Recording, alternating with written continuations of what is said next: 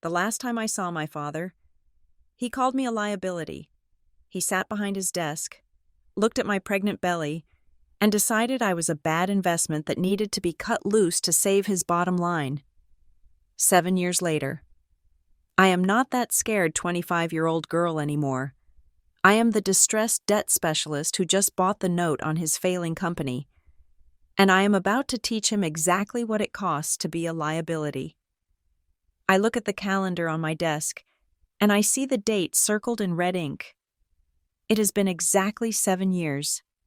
7 years since the heavy oak door of my childhood home slammed shut behind me, locking me out of the only life I had ever known. 7 years since I became a ghost to the people who were supposed to love me. I am 32 years old now. I wear tailored suits that I pay for myself. I understand the intricate, brutal language of distressed debt and leverage. I know how to smile in a boardroom when men are trying to underestimate me. But sometimes, when the light hits the window of my office just right, or when the phone rings late at night, I am 25 again. I am standing in that hallway with a duffel bag, my heart hammering against my ribs like a trapped bird, realizing that the safety net I thought I had was actually a noose. It started on a Tuesday in October. The air was crisp, the kind of autumn day that usually made me feel hopeful, full of the smell of wood smoke and drying leaves. I sat in a booth at a diner 3 blocks from the marketing firm where I worked as a junior associate. Across from me sat Jason. Jason was not a bad man. He was kind in a vague, unchallenging way. We had been dating for 11 months. We went to movies. We ordered takeout. We had a comfortable, moderate affection for one another that I had mistaken for a foundation. I slid the plastic stick across the Formica table. I had wrapped it in a napkin, but the end stuck out, white and clinical. Jason looked at it. Then he looked at his coffee. Then he looked at the window. He did not look at me. "I think we should talk about this," I said. My voice was steady, which surprised me. Inside, I was vibrating with a terrifying mixture of panic and joy. Jason exhaled. It was a long, shaky sound. "I am not ready." "Sarah," he said. He finally looked at me, and I saw the terror in his eyes. It was not malicious. It was the terrified look of a child who has broken a vase and does not know how to fix it. "I cannot do this right now. My career is just starting to track. My lease is up in 2 months. I cannot. It takes 2 people." "Jason," I said. "I know," he said. He ran a hand through his hair. "I just need time to think. I need to process this. Can you give me a few days? Just a few days to get my head around it." I nodded. I could give him a few days. I thought that meant he needed to hyperventilate in private before stepping up. I did not know yet that cowardice is a quiet thing. It does not scream. It just retreats. He paid for the coffee. He hugged me loosely, his body stiff. Then he walked out of the diner and into the autumn sunlight. That was the last time we spoke. His phone went to voicemail that night. The next day, his text stopped. He ghosted me, fading into the static of the city, leaving me alone with a biological reality that was growing cell by cell every second. So I went to the only other place I thought was safe. My father, Grant Reed, did not live in a house. He lived in an estate. It was a sprawling colonial revival nestled behind high iron gates in the wealthiest district of Connecticut. The driveway was long and lined with manicured hedges that looked like they were cut with a laser. I drove my 6-year-old sedan up that driveway on a Sunday afternoon. I had rehearsed what I would say. I knew my father was a hard man. He was the CEO of Reed Industrial Supply, a man who built his life on metrics, performance, and image. I expected a lecture. I expected him to tell me I had been irresponsible. I expected him to be disappointed. I did not expect him to be a businessman negotiating a liquidation. I found him in his study. The room smelled of lemon polish and expensive leather. He was sitting behind his mahogany desk, reviewing a stack of documents with a gold fountain pen in his hand. My mother, Elaine, was sitting in the wingback chair by the fireplace, reading a magazine. She looked up when I entered, her smile brittle and anxious. "Hi, Dad," I said. Grant looked up over his reading glasses. "Sarah."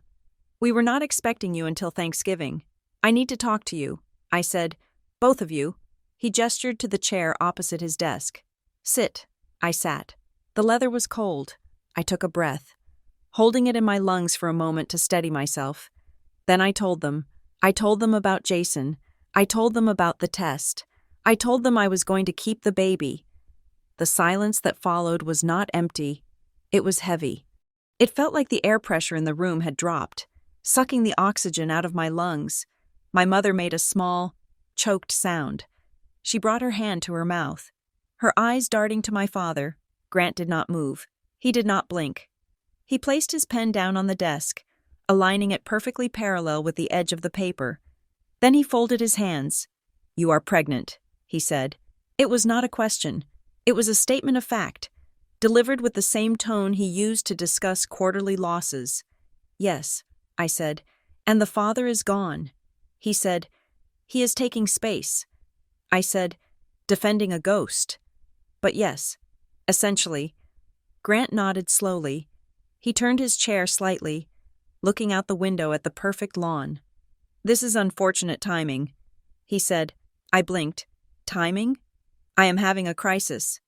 Dad, we are in the middle of a merger. Sarah, he said, his voice smooth and cold. The optics of this are complicated. I am courting investors who value traditional stability. A daughter returning home unwed, pregnant by a man who has abandoned her? It looks messy. It looks like a lack of discipline. I felt a cold prickle of shock run down my spine. I am your daughter, I said. Not a quarterly report. You are a reed, he said, turning back to face me. His eyes were hard, devoid of any warmth. And right now, you are a liability. The word hung in the air. Liability, a debt, a risk, something that drags down value. Elaine, please, I said, looking at my mother. She looked down at her lap, twisting the diamond ring on her finger. She said nothing. Grant opened a drawer in his desk. He pulled out a file folder and slid it across the mahogany surface toward me. However, he said, his tone shifting to something almost reasonable, almost benevolent. We handle liabilities. We fix them. I have had legal draw up some paperwork, just in case a situation like this ever arose. I looked at the folder. What is this? A solution, Grant said. You are clearly not in a position to make sound decisions. You are emotional. You are financially unstable. You have chosen a partner who has fled. If you want to live under this roof, if you want our support, we need to ensure that the situation is managed correctly. I opened the folder. Inside was a thick document stapled at the corner. The title was standard, something about a family management agreement. I began to read. I was not a lawyer. I was a marketing associate. But I knew how to read English, and I knew what words meant. The clauses jumped out at me. Granting Grant Reed full medical power of attorney regarding the pregnancy and all related procedures, control over all personal bank accounts and financial assets, to ensure proper allocation of funds. Agreement to reside at the primary residence until the child is 18 months of age, subject to house rules and curfew. Sole discretion regarding public announcements and social media presence. I looked up. My hands were trembling. This is not help. Dad, this is a conservatorship. It is a safety net.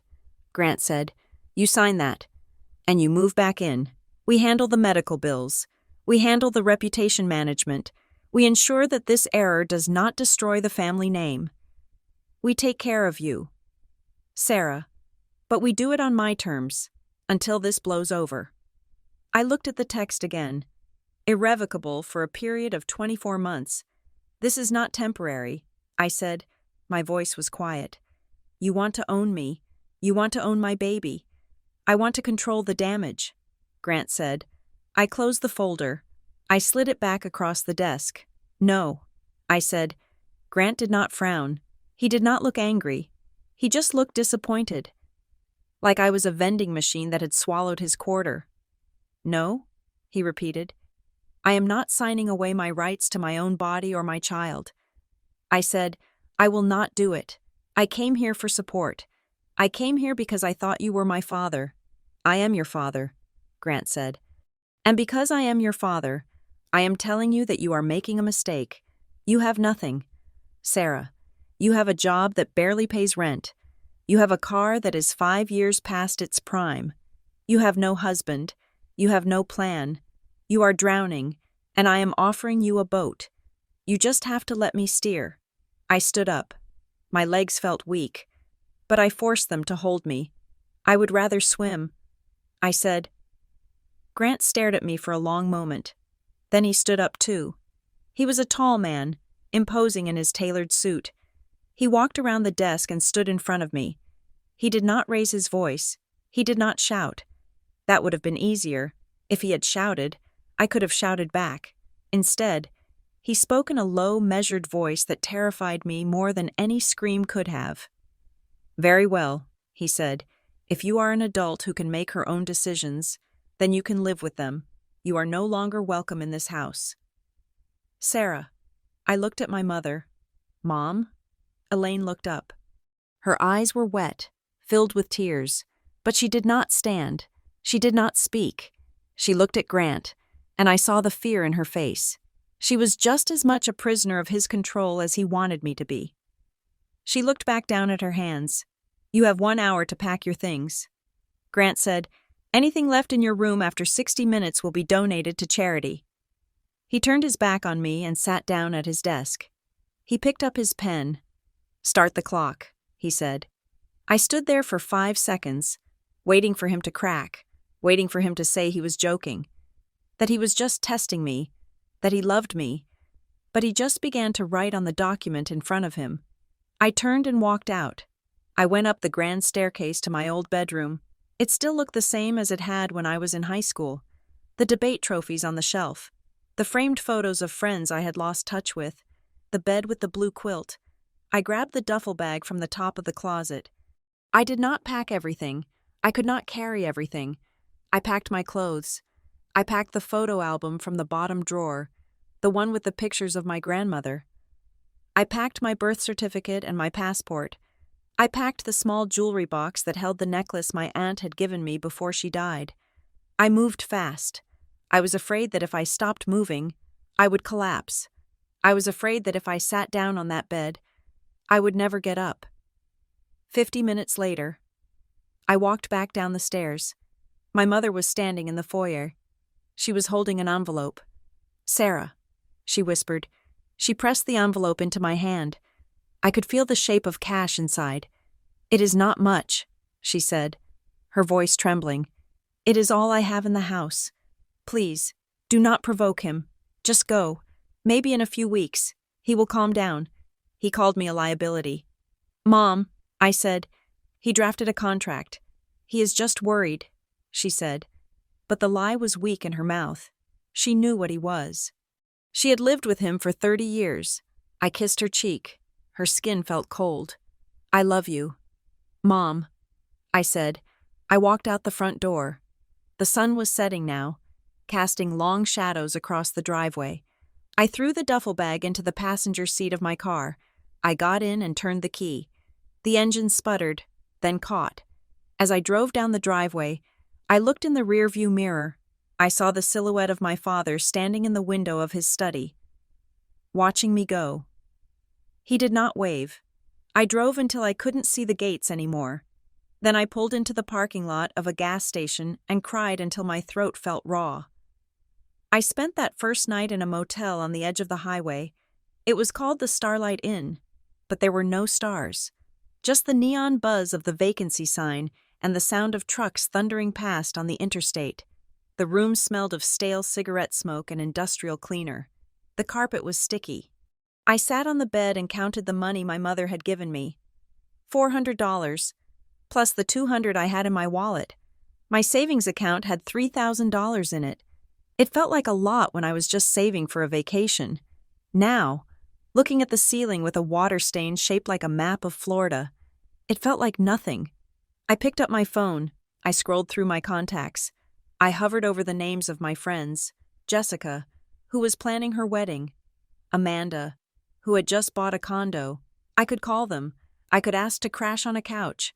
But shame is a powerful gag. I could not bear to hear myself say the words. My dad kicked me out. I am pregnant. I have nowhere to go. It felt like admitting that I was exactly what Grant said I was. A failure, a mess, a liability. So I did not call. I ordered a pizza from a place that delivered late, ate 2 slices, and curled up on top of the bedspread, fully clothed, clutching my purse to my chest.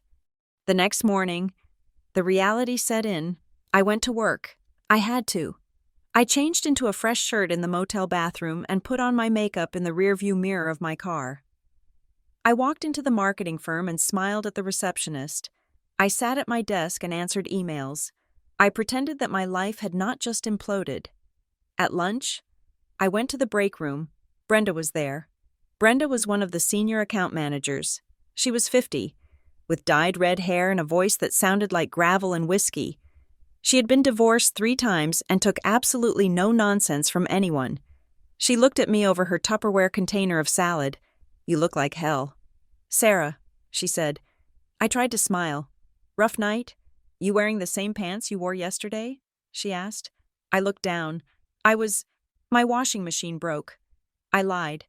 Brenda put down her fork. She leaned back in her chair and crossed her arms. "Cut the crap," she said. "I know a panic spiral when I see one. You are shaking."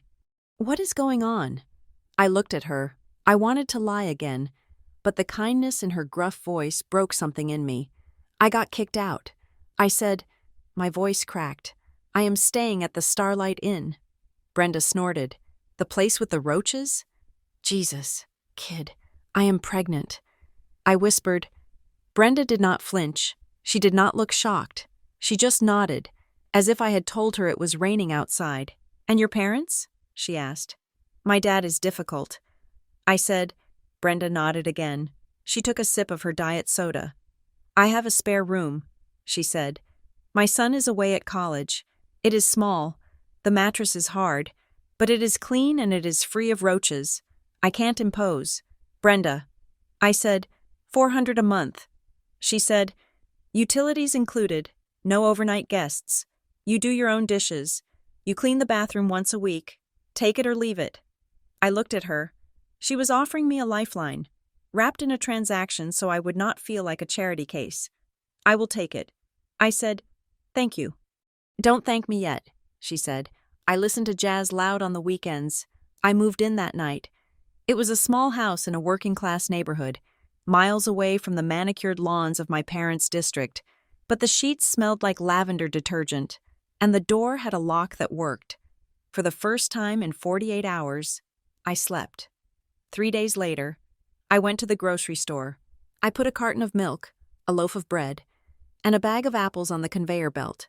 I swiped my debit card. The machine beeped. Declined. I frowned. That was impossible. I had just been paid. I swiped it again. Declined. The cashier, a teenage boy with acne, popped his gum.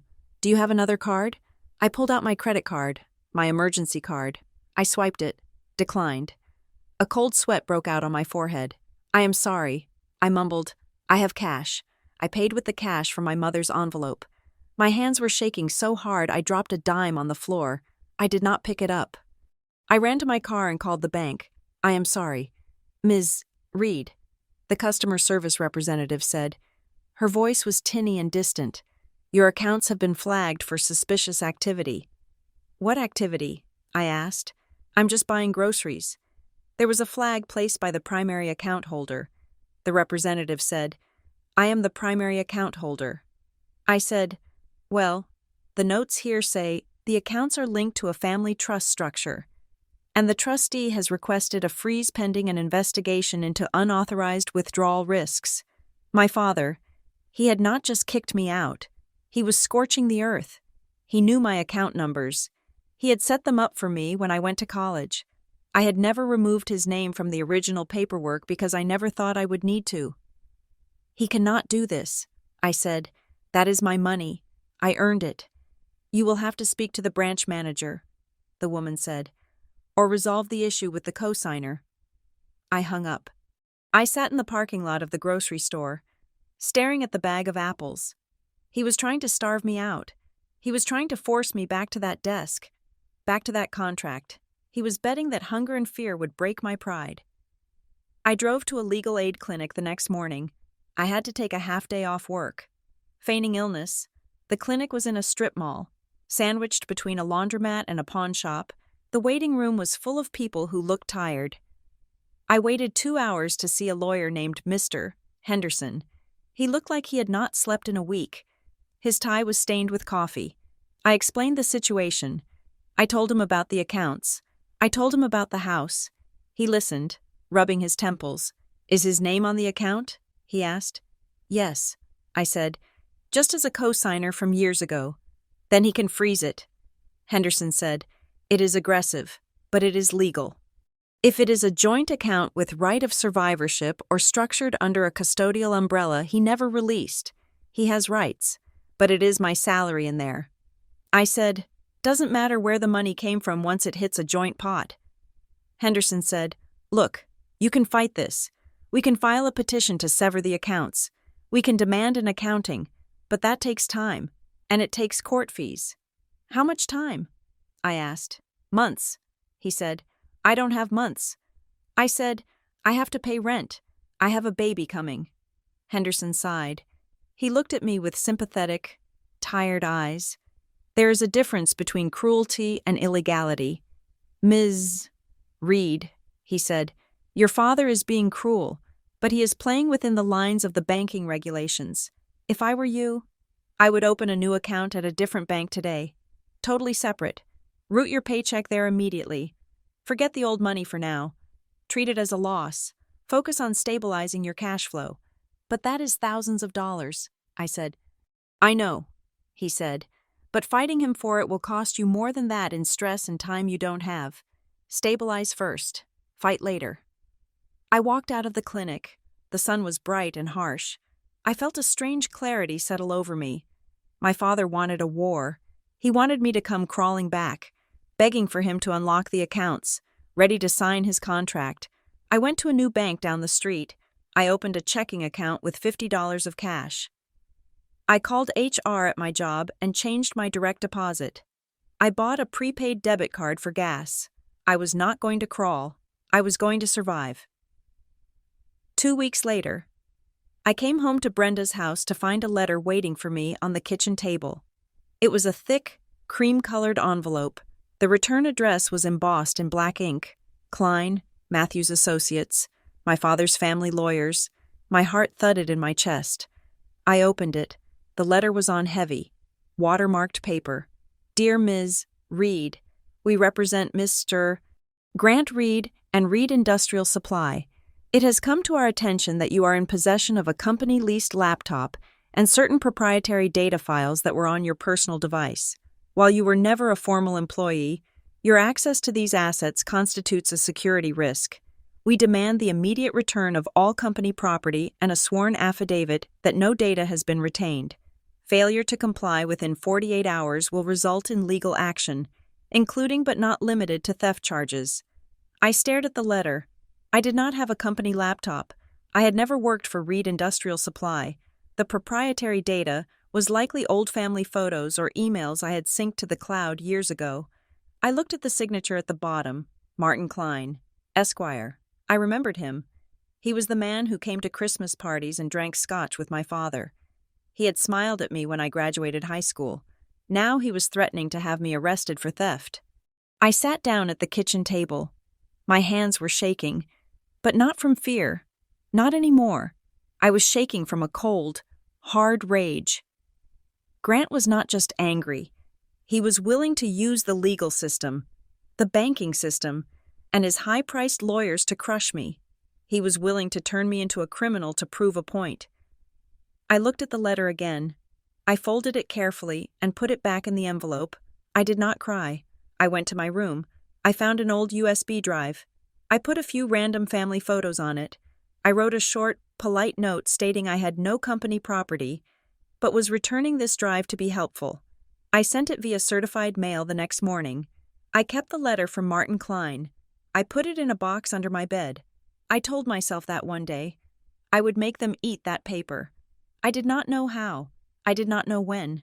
But as I lay in the dark that night, my hand resting on my flat stomach, I made a promise to the tiny life growing inside me. We were going to be okay. And we were never, ever going to let them win. The job I found was not a career move. It was a survival strategy in my old life. I had been a junior associate in a marketing firm that handled luxury lifestyle brands. I spent my days analyzing engagement metrics for high-end watchmakers and drafting copy about the ineffable quality of cashmere. It was a world of perception, of selling dreams to people who already had everything. My new job was in the accounts receivable department of a mid-sized plumbing supply distributor. The office was in an industrial park near the airport. The carpet was gray industrial loops, and the break room smelled permanently of microwaved fish and stale coffee.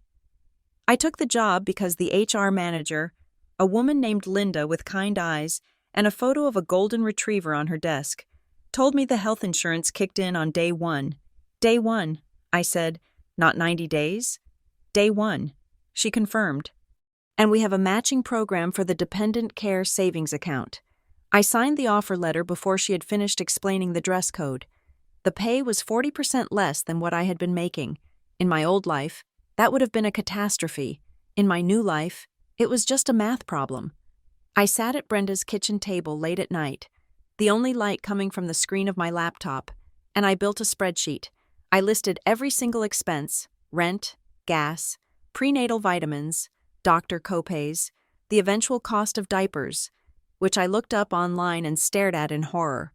I cut everything that was not essential.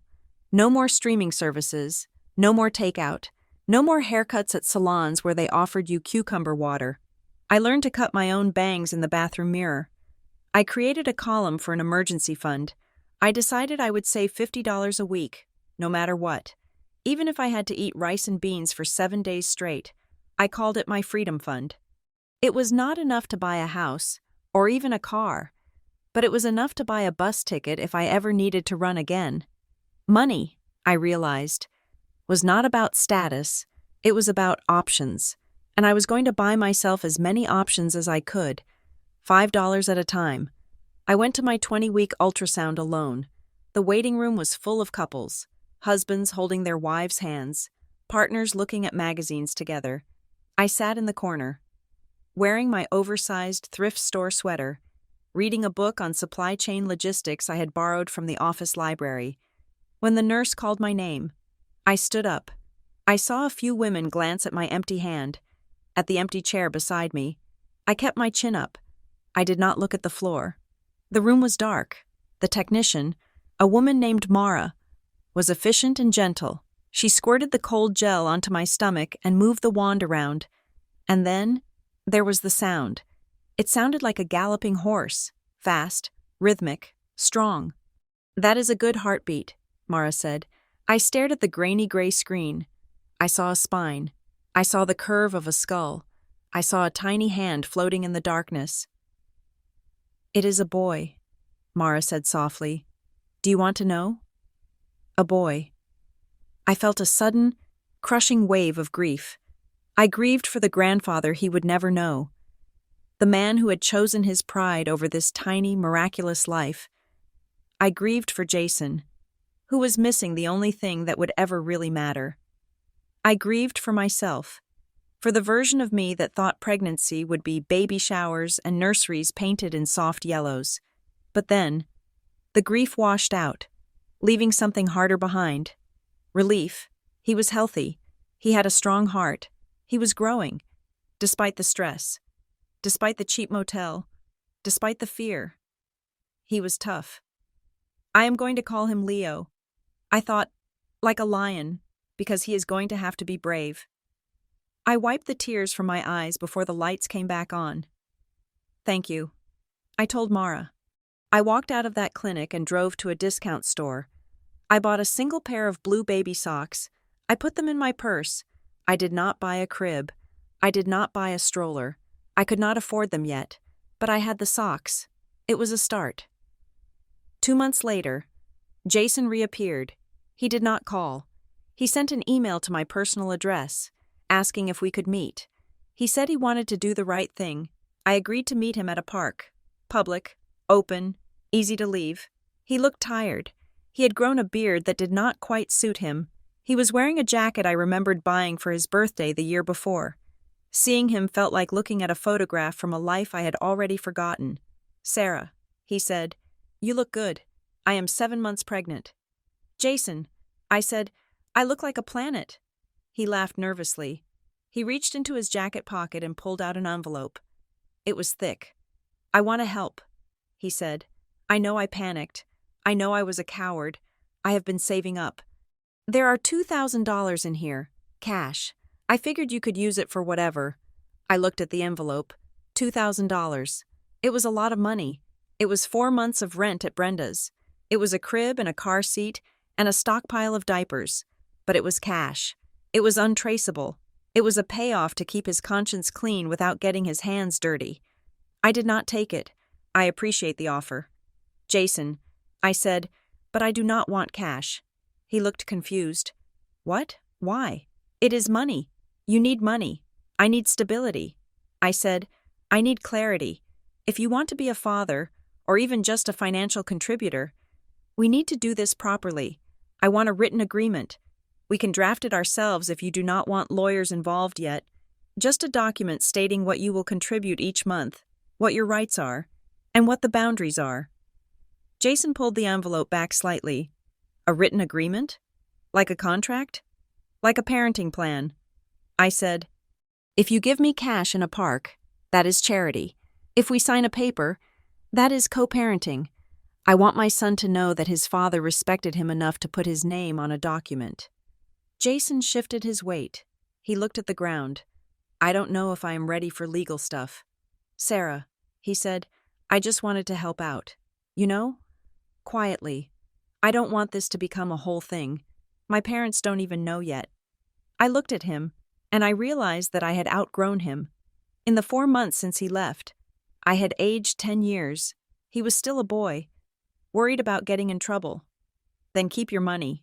"Jason," I said, "are you serious?" he asked.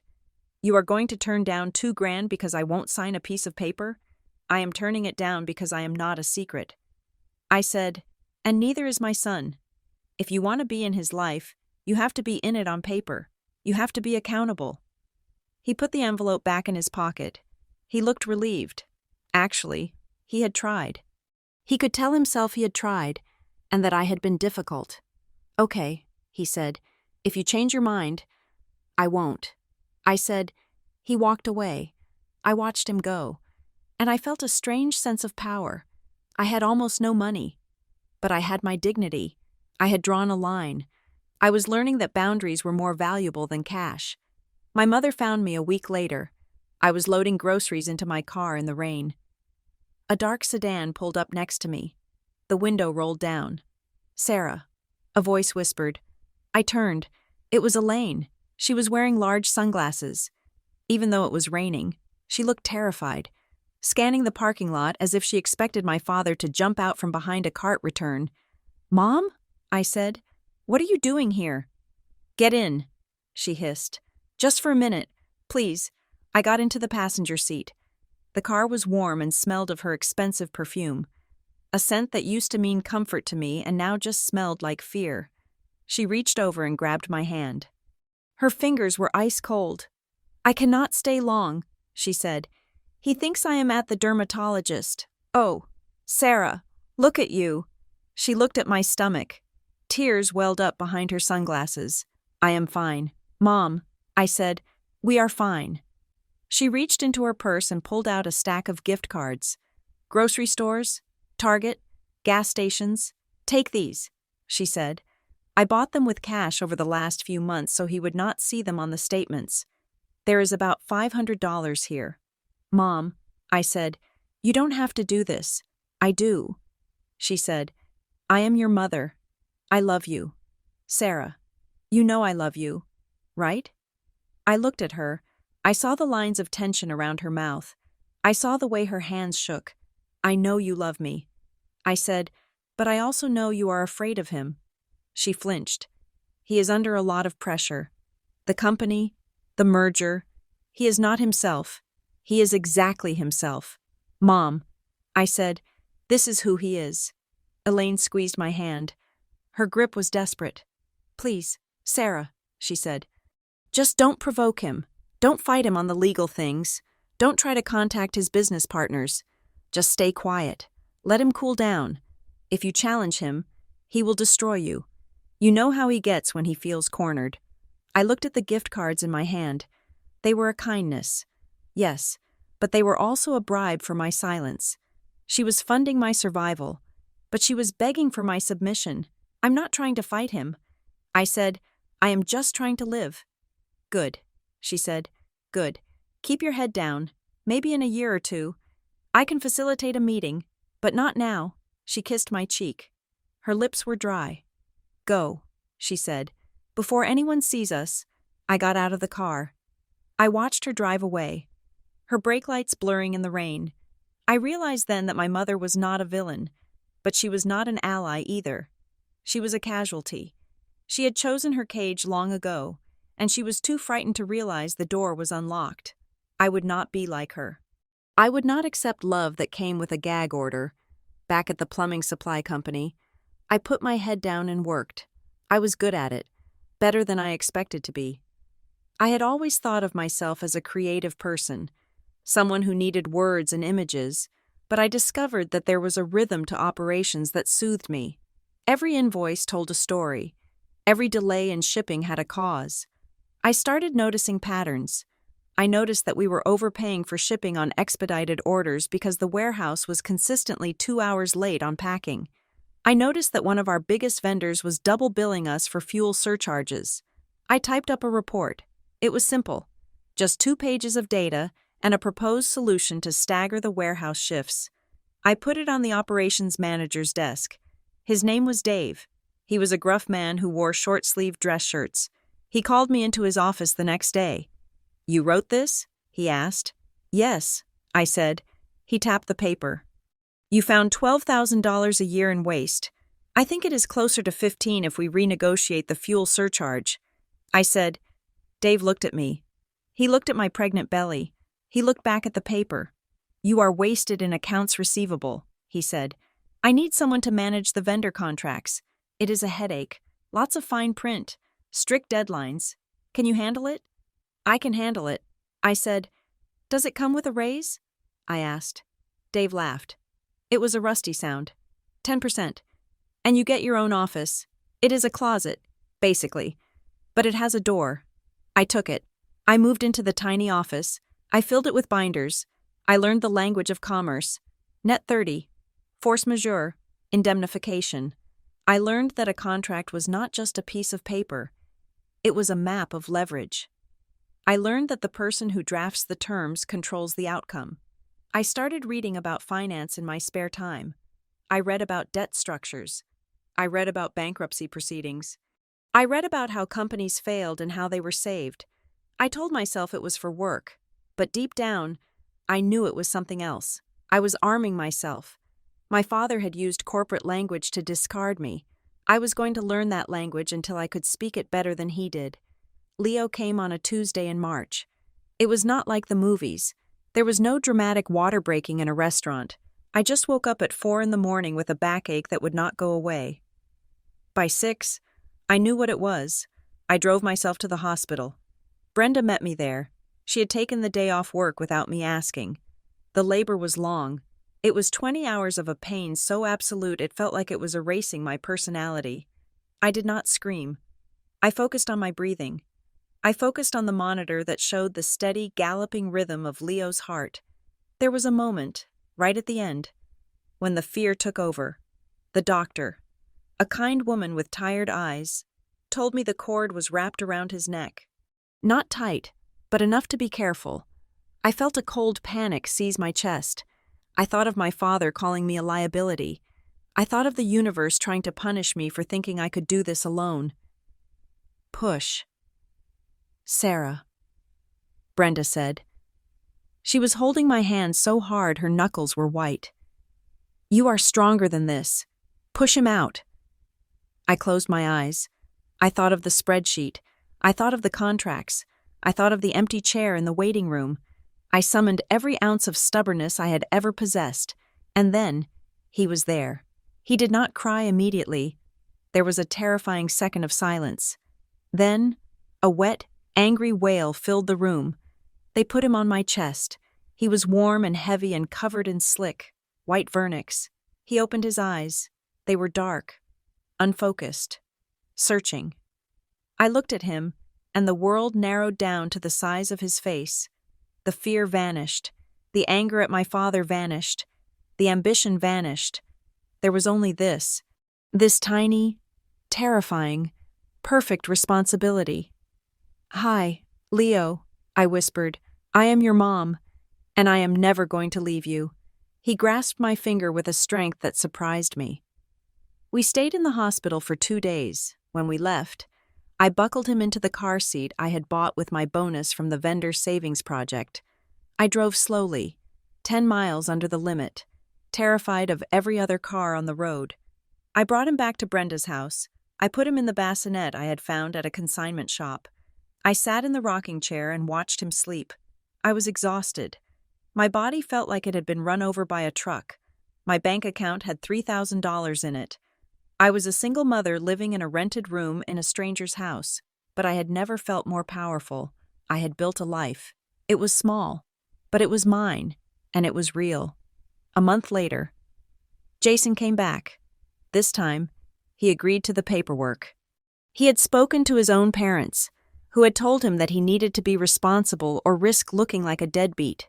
Shame, it turned out, was a powerful motivator for him too. We met at a mediator's office. I had paid for the mediator myself.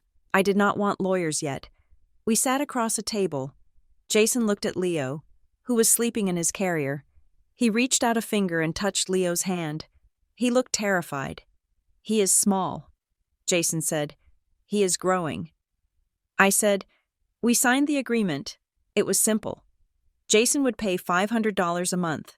He would have visitation rights on alternating weekends, starting with supervised visits for a few hours.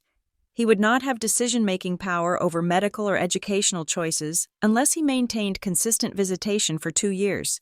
I had written that clause myself. Consistency was the currency I valued most. Jason signed it. He looked relieved to have the rules defined. He was a man who needed instructions.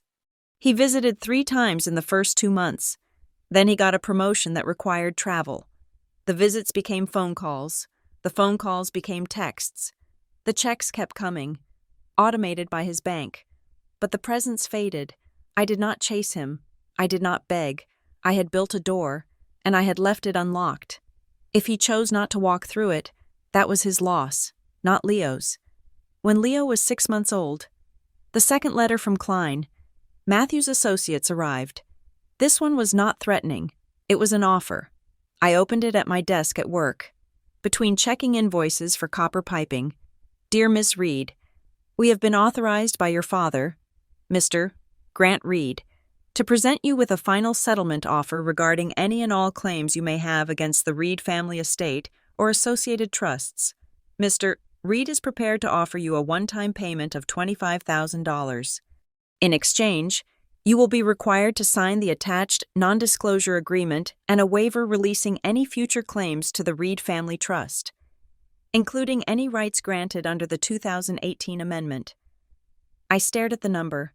$25,000. It was a fortune. It was a down payment on a small condo. It was a college fund for Leo. It was breathing room. My hand hovered over the paper. It would be so easy to sign, to take the money and erase the last link to my father, to buy my freedom properly. But then my eyes caught the date, the 2018 amendment. I frowned. I knew about the family trust. My grandfather had set it up, but I had never heard of a 2018 amendment. In 2018, I had been out of college, working my first job. I had visited my parents for Christmas. But we hadn't discussed money. Why would he specifically ask me to waive rights to an amendment I didn't know existed?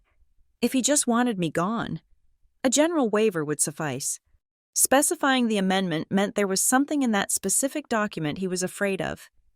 Something he needed to be absolutely sure I could never touch. My father did not pay for things he did not value. If he was offering $25,000 for a signature, that signature was worth 50, or 100, or more. I thought about the liability comment. I thought about the panic in his eyes when he talked about the merger. He was not just trying to buy my silence. He was trying to buy my blindness. I picked up a pen. I did not sign the document. I wrote a short letter back. Dear Mr. Klein, I decline the offer. I am not interested in a settlement. I am happy with my life. Please do not contact me again. Sincerely, Sarah Reed. I mailed it. I knew I was walking away from money I desperately needed. I knew Brenda would tell me I was crazy. I knew my mother would tell me I was provoking him. But I also knew that you do not sell an asset when you do not know its value. And my name, for some reason, had value to Grant Reed. I went home that night. Leo was sitting up in his playpen, banging a plastic block against the floor. He looked up at me and grinned, his two bottom teeth showing. I picked him up. He smelled like milk and baby powder. I held him close. We are going to have a rule.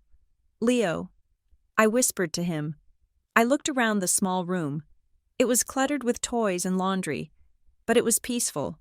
There was no shouting. There was no walking on eggshells. There was no fear of being called a liability. The rule is, no chaotic people, not for money, not for family, not for anything. I realized then that I had already won. My father was sitting in his mansion, drafting legal documents to protect himself from a daughter he had discarded. He was afraid. I was not afraid. I was tired. Yes, I was broke. Yes, but I was free.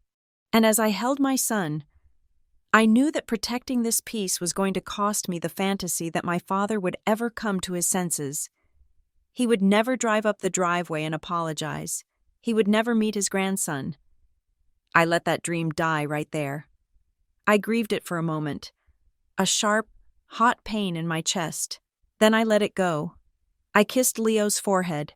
We don't need them, I said, and for the first time, I truly believed it. Time does not heal all wounds, but it does build scar tissue, and scar tissue is tough. It has no nerves. It does not feel the cold. 7 years is a long time. It is 2,555 days. In those 7 years, my life became a series of snapshots, a photo album of quiet, hard-won victories. Snapshot 1. Leo is 2 years old. We are in a park, not far from the apartment I rented after I moved out of Brenda's house. It is a small apartment, a walk-up on the 3rd floor, but it is ours. Leo is wobbling across the grass, chasing a pigeon. He falls. He looks at me, his face scrunching up, preparing to wail. I do not run to him. I smile. Up you get, I say. He blinks, pushes himself up with chubby hands, and laughs. He is safe. He is sturdy. Snapshot 2. I am sitting at the kitchen table at midnight. The plumbing supply textbooks are gone, replaced by thick binders on corporate finance and credit risk. I'm taking online courses, paying for them credit by credit. I am tired. My eyes burn. But I look at the bank balance on my screen. The emergency fund has grown from $50 to $10,000. It is not a fortune, but it is a wall between us and the world. Snapshot 3. Leo is 5. It is his first day of kindergarten. I walk him to the door. I am wearing a suit, a real one this time, charcoal gray. I have an interview later that morning. Leo lets go of my hand and walks into the classroom without looking back. He is confident. He does not know what it is like to be called a liability. He only knows he is loved. I get into my car and cry for 30 seconds. Then I check my makeup in the mirror and drive to the city. The interview was at a boutique private credit firm called Sterling Ross. It was not Wall Street. It was the gritty, unglamorous underbelly of finance where bad debt went to be salvaged or buried. The hiring manager was a woman named Eleanor. She was 60, with hair the color of steel wool and eyes that looked like they could cut glass. She looked at my resume. Plumbing supply? She asked. Accounts receivable? I managed cash flow for a $4 million operation. I said, I recovered 92% of aged receivables in my first year. I understand how businesses bleed. I know how to find the tourniquet. Eleanor looked at me. She did not smile. "We don't need people who know how to save companies," she said. "We need people who know how to strip them. We buy distressed debt. We buy the mistakes banks want off their books. We enforce the terms. It is not nice work. I don't need nice," I said. "I need effective." She hired me on the spot. The transition was brutal. The learning curve was a vertical wall. I spent the first 6 months feeling like an imposter. I was surrounded by 25-year-old men with MBA degrees from Ivy League schools who talked about EBITDA and mezzanine financing like they were discussing sports scores. They were loud. They were arrogant, but they were lazy. They looked at the top-line numbers. They looked at the summaries. I looked at the footnotes. I looked at the exhibits in the back of the PDF that nobody opened. I learned that the truth of a company is never in the CEO's letter to shareholders. The truth is in the covenants. The truth is in the lease agreements. The truth is in the silence between the numbers. By the time Leo turned 6, I was a senior analyst. By the time he turned 7, I was an associate director. I was good at it. I had a talent for sniffing out weakness. I could look at a balance sheet and see exactly where the management team was lying to themselves. I could see where they had borrowed from Peter to pay Paul. I did not enjoy the cruelty of the business. I did not like calling business owners and telling them they were in default, but I treated it like surgery. It had to be done. It had to be clean. And if you followed the rules, if you respected the contract, nobody got hurt who didn't deserve it. My life was compartmentalized. At work, I was Sarah Reed, the woman who could spot a covenant breach from a mile away. At home, I was Mom. We had pizza nights on Fridays. We built Lego castles on Saturdays. We read stories about dragons and knights. I did not talk about my father. Leo knew he had a grandfather, but he knew it in the abstract way he knew about Antarctica. It existed. But we were not going there. But the past has a way of leaching into the groundwater. It started with a lunch with my mother. We met once a month, always at a cafe halfway between the city and the suburbs, a neutral ground. Elaine had aged. The tension in her face had deepened into permanent lines. She dyed her hair a blonde that was too bright, too desperate. She ordered a salad she did not eat. She picked at the lettuce with her fork. "Your father is difficult lately," she said. "He is always difficult." "Mom," I said, "I cut my chicken sandwich." "No," she said, "it is different. He is not sleeping. He is in the study until 3 a.m. He yells at the news. He fired the gardener last week for missing a patch of weeds." I took a sip of water. I did not ask why. I had trained myself not to ask. "It is the business," Elaine whispered.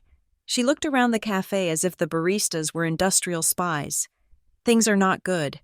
Sarah, the new distribution center, it is costing more than they thought, and the orders are down." I felt a flicker of professional interest. Reed Industrial Supply was a regional giant. It should be stable. "He says it is just a cycle," Elaine said. "He says he just needs to restructure some things. But I saw him selling the boat. He loved that boat." I said, "He sold it for cash." She said, "He didn't even list it. He just called a guy and took 70 cents on the dollar." That was the tell. You don't sell a beloved asset for cash at a discount unless you have a liquidity problem. A serious one. I finished my lunch. I kissed my mother on the cheek. I told her to take care of herself. But when I got back to the office, I did not go back to my current deal. I sat at my desk, surrounded by the hum of the trading floor, and I typed Reed Industrial Supply into the search bar of our proprietary database. It was a private company, so there were no stock prices. But debt is a different animal. Debt leaves a trail. I found the UCC filings. These are public notices that creditors file when they lend money against collateral. The list was long. There was a revolving credit line with a major bank. That was standard. But then there were other things, equipment leases, a second lien on the inventory, a high-interest short-term loan from a lender I recognized as a shop of last resort, the kind of place you go when the banks stop returning your calls. I looked at the dates. The short-term loan was taken out 6 months ago. The interest rate was 14%. He was bleeding. He was borrowing money to pay interest on money he had already borrowed. It was a death spiral. I stared at the screen.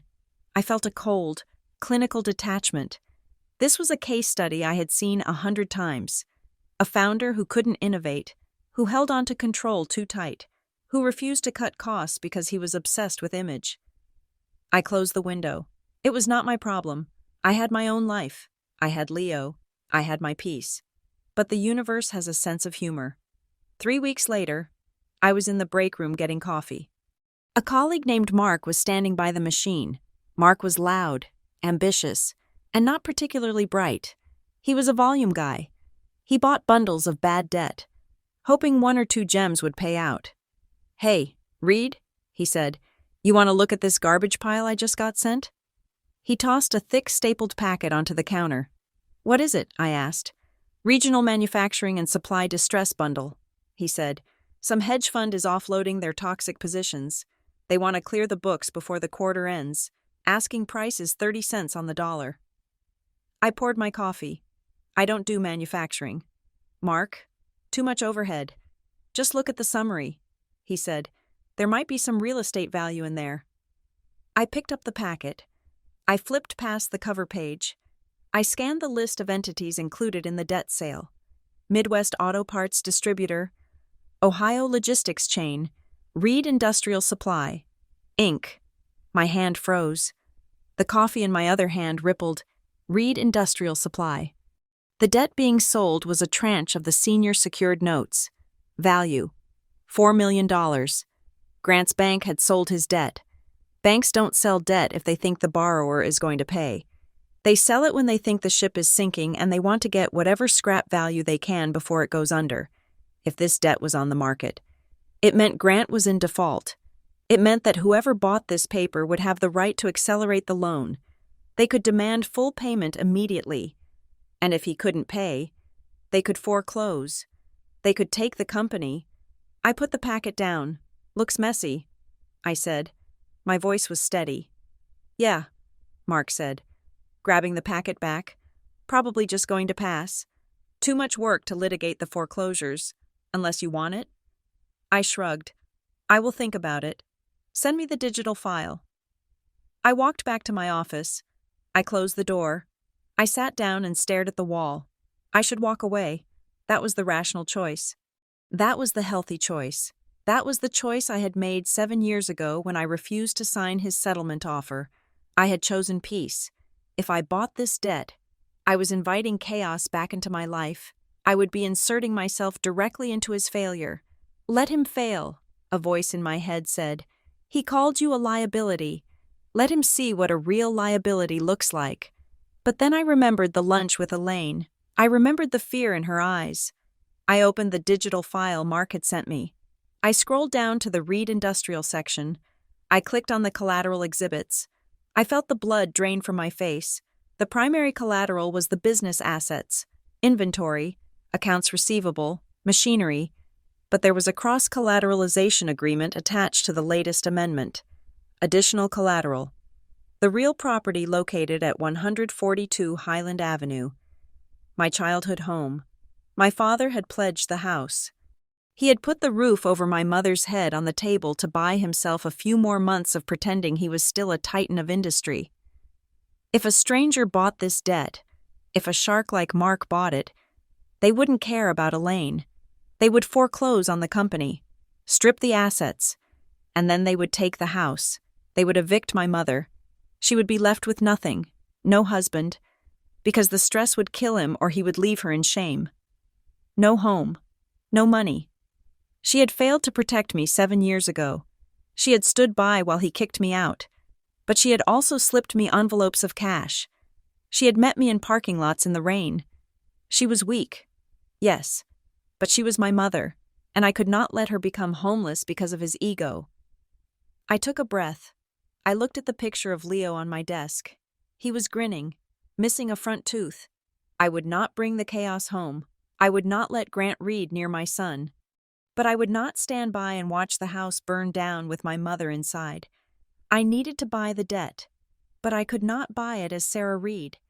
If Grant saw my name on the demand letter, he would fight. He would make it emotional. He would burn the company to the ground just to spite me. He would claim I was acting out of malice. I needed to be a ghost. I picked up the phone. I called a lawyer I knew, a woman named Jessica who specialized in corporate structuring. Jessica, I said, I need to form a Delaware LLC. Expedited. What is the name? She asked. I looked at the map on my wall. I looked at the river that ran through the town where I was born. North Creek Holdings. I said, anonymity shielded. Next was the money. The debt was trading at 30 cents on the dollar. The face value was $4 million. I needed $1.2 million to buy the note. I did not have $1.2 million. I had nice savings, but not that kind of capital. But I worked in private credit. I knew how to structure a deal. I went to my boss, Eleanor. I have a lead on a distressed asset. I said, I sat in her office. The leather chair was soft. Is it the manufacturing bundle? She asked. Mark said it was garbage. It is garbage. I said, but there is one diamond in the trash. Reed Industrial Supply. Why? She asked. Real estate value. I lied. And the inventory is high-grade copper and steel. The liquidation value alone covers the purchase price, but we don't need to buy the whole bundle. I can approach the seller and offer to carve out just the Reed note. Eleanor looked at me. You have done the diligence? I have. I said, why do you want it? She asked. It is small potatoes for us. I looked her in the eye, because I know the borrower. Not personally, I added quickly, but I know the type. He is over-leveraged and proud. He will fold if we apply pressure correctly. It is a quick flip. We buy at 30, we settle at 60 within 3 months. That is 100% return. Eleanor tapped her pen on the desk. She liked quick returns. Okay, she said, but we don't usually do single-note carve-outs. I want to do this one through a special purpose vehicle. I said, I want to put my own capital in. I want skin in the game. Eleanor raised an eyebrow. How much? Everything I have. I said, I will put in 100,000. I want to syndicate the rest to a few quiet investors I know who are looking for yield. This was the risk. I was leveraging myself. I was putting my freedom fund, my retirement, everything into this. If I was wrong, if the company was truly empty, I would lose it all. But I wasn't wrong. I knew the company. I knew the house. Eleanor studied me. She saw the hunger. She interpreted it as greed. She respected greed. Fine, she said, run it through the SPV, but you manage it. If it goes south, it is on your record. Thank you. I said. It took 3 days to set up the structure. North Creek Holdings was the purchasing entity. I pooled my money. I brought in 2 silent partners, contacts I had made in the industry who trusted my gut more than they cared about the details. We made the offer to the hedge fund that held the debt. Offer to purchase Reed Industrial Supply Note a 7. Price, $1.25 million. I offered a slight premium over the bundle price to entice them to separate it. They accepted within 4 hours. They just wanted out. The closing was digital. I sat in my office, watching the progress bar on the file transfer. Transfer complete. North Creek Holdings was now the senior secured creditor of Reed Industrial Supply. I owned his debt. I owned the right to foreclose. I owned the timeline. I opened the file to look at the legal representation for the debtor. I needed to know who I would be sending the notice of default to. I expected a local firm, maybe a bankruptcy specialist. But there, on the latest forbearance agreement, was a familiar logo. Klein, Matthews Associates, and the lead counsel signature, Martin Klein. I stared at the name, the man who had sent me the letter demanding I return a laptop I never had, the man who had facilitated the settlement offer that tried to trick me into signing away my rights. He was still there. He was still enabling my father. He was the gatekeeper of the collapse. I felt a cold, sharp smile touch my face. It was not a happy smile. It was the smile of a chess player who realizes their opponent has left their king exposed. This was not just about saving the house anymore. This was about accounting. Martin Klein was a bully with a law degree. He was used to intimidating pregnant 25-year-olds. He was used to drafting documents that terrified people who didn't understand the law. But he was not dealing with a 25-year-old girl anymore. He was dealing with North Creek Holdings. He was dealing with a distressed debt specialist who knew exactly what a material adverse change clause meant. I picked up the phone and dialed the number for the process server we used. I have a notice of default and acceleration to serve. I said, "Address?" the clerk asked. I gave the address of the Reed Industrial Headquarters. "And who is the contact?" "Mr. Grant Reed, CEO." I said, "And copy his counsel." "Martin Klein." I hung up. I looked out the window at the city skyline. The sun was setting, turning the glass buildings to gold. I had just spent over $1 million to buy a dying company. I had put my financial future on the line. I had violated my own rule about keeping the chaos away. But as I sat there, I didn't feel chaotic. I felt precise. I wasn't buying revenge. Revenge is emotional. Revenge is messy. I had bought leverage. Leverage is clean. Leverage is mathematical. And for the first time in 7 years. I held the pen. I packed up my bag. I drove to the after-school program to pick up Leo. He was waiting by the gate, holding a drawing of a spaceship. "Hey, Mom!" he yelled. "Look, it goes to Mars. It is beautiful." "Leo," I said. I hugged him. "Did you have a good day?" he asked as we walked to the car. "I did." I said, "I bought something important." "A toy?" he asked. "No." I said, "A permission slip." He didn't understand, and that was good. He talked about Mars all the way home. I drove carefully. I obeyed the speed limit. I was a mother, and I was a creditor, and I had work to do. I initiated the sequence on a Monday morning. It was a standard procedure, the kind I had executed a dozen times for other distressed assets. But my finger hovered over the Enter key for a full 10 seconds before I pressed it. Subject: Notice of assignment and request for current financials. Reed Industrial Supply. The email went to Grant Reed and Martin Klein. It was signed by North Creek Holdings, the generic, faceless entity I had created to hold the debt. I did not sign my own name. I signed it as S.R., Director of Asset Management. I sat back in my chair and watched the rain streak against the glass of my office window. I was 39 floors up. The cars below were just specks of light. I was not expecting a warm reception. When a company is failing, the arrival of a distressed debt buyer is like the arrival of a coroner while the patient is still breathing. It signals the end of hope and the beginning of the autopsy. The response came 4 hours later. It was not from my father. It was from Martin Klein, to the directors of North Creek Holdings. "We are in receipt of your notice. Please be advised that Reed Industrial Supply is currently in the midst of a strategic restructuring. We dispute the validity of the default characterization implied by your purchase of the note. We will provide standard quarterly reporting in due course. We caution you against any aggressive actions that might disrupt ongoing operations." It was a stall. In due course is lawyer speak, for whenever we feel like it, which will be never.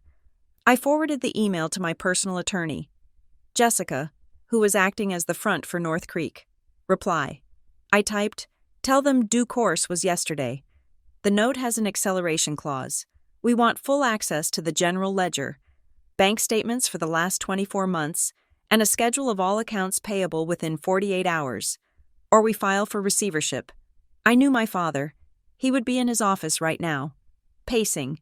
He would be ranting about predatory funds from New York coming to pick the meat off his bones. He would be telling himself that he was the victim, that the economy had turned against him, that he just needed more time. He would not suspect that the predator at the gate was the girl he had kicked out with a duffel bag 7 years ago. For 2 weeks, it was a war of paper. Martin Klein sent documents, but they were garbage. He sent PDFs that were scanned crookedly, so the optical character recognition software couldn't read them. He sent income statements that were 3 months old. He sent redactions, heavy black bars across vendor names, claiming proprietary trade secrets. He was trying to exhaust me. He was trying to make the cost of the audit higher than the value of the recovery. It was a standard defense tactic against a generic hedge fund, but I was not a generic hedge fund. I was a woman who had memorized the sound of his voice lying to me about a settlement offer when my son was 6 months old. I printed everything. I stayed late. After the cleaning crews had vacuumed the floors and the lights in the other offices had clicked off, I laid the pages out on the floor of my office. I looked for the rhythm. Every business has a rhythm, a heartbeat of cash coming in and cash going out. When a business is dying, the rhythm becomes erratic. Panic payments, late fees, but Reed Industrial Supply had a different anomaly. I found it in the accounts payable ledger, buried on page 42 of a document Martin had clearly hoped I wouldn't read. Red Oak Consulting, $5,000. Paid on the first of every month. It was consistent. It never varied. It had started 7 years ago. Almost to the month that I was kicked out. I checked the vendor list. There was no address for Red Oak Consulting. Just a post office box in a town called Darien, about 20 minutes from my parents' house. I looked at the older filings, the ones from before I bought the debt. The payments had increased. $5,000 became $7,000 3 years ago, then $10,000 last year. It didn't look like consulting. Consulting fees vary based on hours worked. They fluctuate. This was a flat fee that stepped up over time. It looked like rent, or interest, or blackmail. I hired a forensic accountant named Ben. Ben was a man who looked like a librarian, but thought like a shark. He worked out of a basement office in Queens and charged $400 an hour. Find out who owns Red Oak Consulting. I told him. And find out why a plumbing supply company is paying them $10,000 a month while they can't even pay their steel suppliers. Ben called me 2 days later. It is a shell, he said. No website, no employees. The registered agent is a lawyer in Hartford. But I pulled the tax filings. The pass-through entity leads to a personal trust. Whose trust? I asked. A guy named Wade Harlan. Ben said, the name meant nothing to me. Wade Harlan. I repeated. Who is he? Real estate developer. Ben said. Big player in the state. Owns half the commercial strip malls in the county. And interestingly, he sits on the board of the country club your father belongs to. I thanked Ben and hung up. Wade Harlan, a wealthy developer, a friend of my father's. Why was my father paying a wealthy friend $10,000 a month through a shell company? If it was a loan, it would be on the books. If it was an investment, there would be equity. This was off the books. I needed context. I needed the emotional map to overlay on the financial one. I called my mother. It was a Tuesday afternoon. I knew she would be home. Grant would be at the office, fighting the fire I had started. Hi, Mom, I said. Sarah, she said. Her voice sounded thin, brittle. I can't talk long. He is coming home early for dinner. He's in a mood. I know. I said, the business is struggling. It is worse than that, she said. He got a letter. Some investment firm bought the bank loans. He says they are trying to steal the company. He says they are demanding things he can't give them. I kept my voice even. What can't he give them? Mom? She lowered her voice to a whisper. He is shredding things. Sarah, I heard the machine going all night in the study. My stomach tightened. Shredding was a felony if you were under notice of default. Mom, I need to ask you something. Who is Wade Harlan? There was a silence on the other end of the line. A long, heavy silence. Mom, why are you asking that name? She whispered. Her voice was trembling. Because I saw his name on some old papers. I lied. A social list. I just remembered Dad spending time with him. Sarah, you have to stay away from Wade Harlan, she said. The fear in her voice was palpable. It wasn't the vague anxiety she usually carried. It was sharp, specific terror. Why? Because he is the reason, she said. The reason for what? The reason you had to leave. She said. I froze. I stood in the middle of my office. The phone pressed to my ear. What are you talking about? I asked. You said Dad kicked me out because of the merger, because of the image. It was Wade's merger. Elaine said. Wade was the one putting up the capital for the expansion 7 years ago. He was the silent partner. He is a very traditional man, very rigid. He told your father that he wouldn't invest in a company run by a man who couldn't control his own house. I felt a cold shock run through me. So it wasn't just Dad? I asked. Your father was terrified of him. Elaine said, Wade holds the leverage. He has always held the leverage. When you got pregnant, Wade made a comment. Something about how bad bloodlines ruin good investments. Your father panicked. He thought if Wade pulled the money, we would lose everything. So he removed the problem. He removed me. He did it to please a silent partner. He sacrificed his daughter to secure a capital injection from a local real estate tyrant. And the payments? The $10,000 a month to Red Oak Consulting? That wasn't consulting. That was tribute. Or maybe it was the interest on the capital Wade had provided, structured off the books so the banks wouldn't see the additional debt load. I looked at the notes on my desk. My father was not just a failure. He was a puppet. Thank you. Mom, I said. Sarah, please, she said, don't dig into this. Wade Harlan destroys people. He is not like your father. He is real power.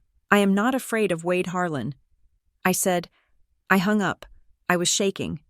Not with fear, but with a cold, clarifying rage. My father had sold me out for a strip mall developer. He had traded his grandchild for a loan. I looked at the calendar. We had a conference call scheduled with Martin Klein the next day. A status conference regarding the document production. I called Jessica. I'm going to lead the call tomorrow. I said, Are you sure? Jessica asked. You said you wanted to stay anonymous. I will be anonymous. I said, I will introduce myself as Ms. North. But I want to be the one to ask the questions. I prepared for that call like it was a murder trial. I had the ledger. I had the dates. I had the name Wade Harlan. The call was at 2:00. I dialed in from my office. Jessica was on the line from hers. Martin Klein was in his conference room at Reed Industrial. Good afternoon. This is Martin Klein. His voice came through the speaker. Smooth, condescending. I have Grant Reed here with me as well. My father was on the line. I felt a spike of adrenaline, but I pushed it down. I breathed in. I breathed out. This is Jessica Vance, representing North Creek Holdings, Jessica said. I also have the director of our asset management division on the line. Ms. North, good afternoon, I said. My voice was deeper than it had been at 25, more resonant, but the timbre was the same. There was a pause on the other end, a microsecond of hesitation. Good afternoon, Ms. North, Martin said. We are reviewing the production you sent over. I said, I skipped the pleasantries. It is incomplete. We have provided everything required under the commercial code. Martin said, You have provided redacted bank statements. I said, That is not compliance. That is obstruction. And we have questions about the recurring payments to Red Oak Consulting. I heard a rustle of paper on the other end. Then a sharp intake of breath. It might have been my father.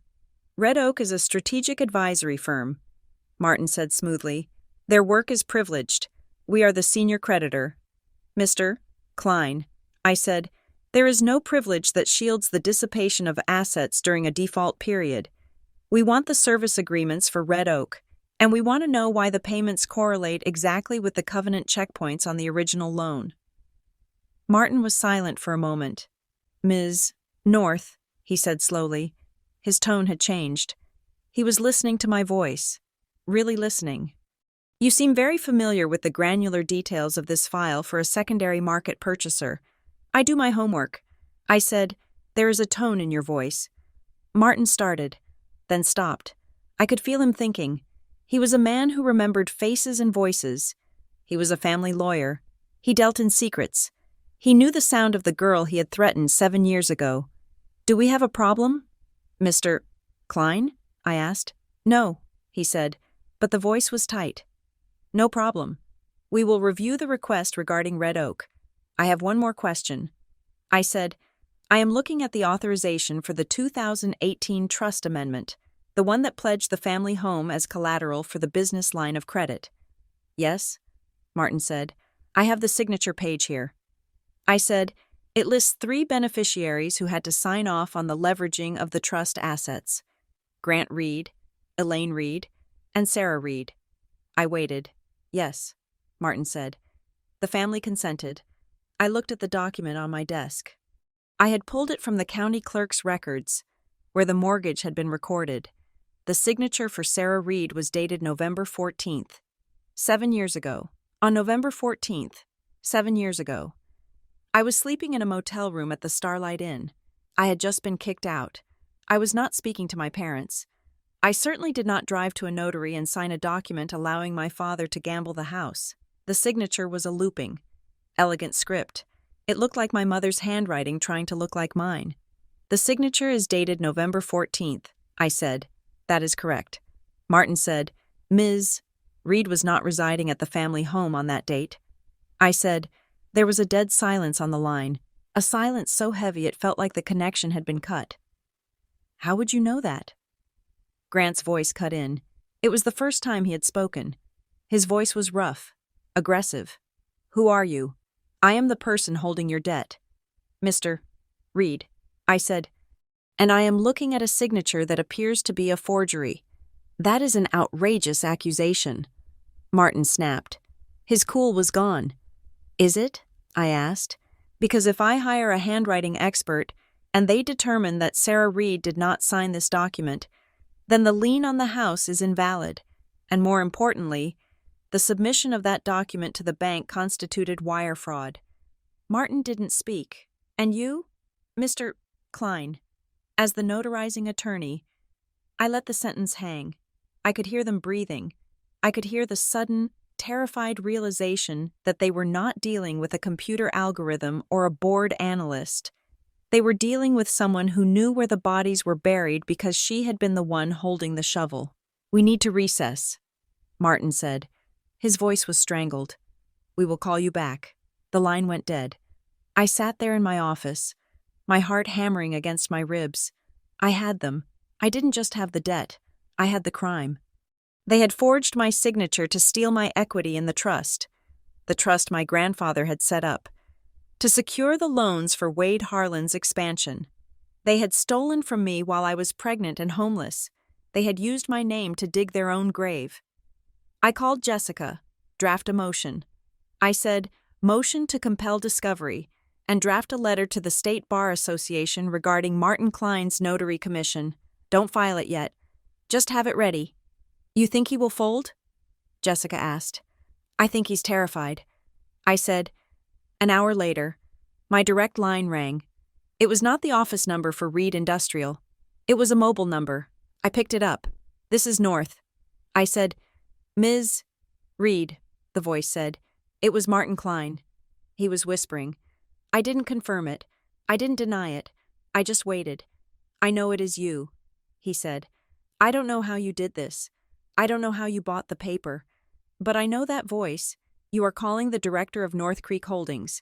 I said, if you have a settlement proposal, state it. I need to see you. Martin said, not on the phone, in person. Why would I do that? I asked. Because there are things you don't know, he said. Things about the trust. Things about Wade Harlan. I know enough. I said, I know about the forgery. You know the signature is bad, Martin said. But you don't know why I notarized it. You don't know what was happening in that room. I don't care about your excuses. Martin, you should, he said, because if you file that fraud claim, you take down your father. Yes. You take down me. Yes. But you also take down your mother. I gripped the phone. What do you mean? Elaine signed it. Sarah, Martin's voice was low, heavy with a mixture of guilt and warning. Grant couldn't bring himself to do it. He made Elaine sign your name. If this goes to a prosecutor, she goes to prison for forgery and fraud. Is that what you want? I closed my eyes. I saw my mother in the rainy parking lot, handing me gift cards. I am afraid of him, she had said. He had made her a criminal. He had forced her to rob her own daughter to save his ego. I will meet you, I said. Tonight, he said. There is a diner on Route 9. The Bluebird. 7 o'clock. Come alone. If this is a trap. Martin, I will ruin you. It is not a trap, he said. It is a surrender. I hung up. I sat in the silence of my office. The city lights were bright outside. Indifferent to the drama unfolding in the dark, I had bought the debt to save the house. Now, to save the house, I had to confront the fact that saving my mother might mean destroying her husband. I stood up. I went to the closet and took out my coat. I was not 25 anymore. I was not afraid of diners or lawyers or fathers.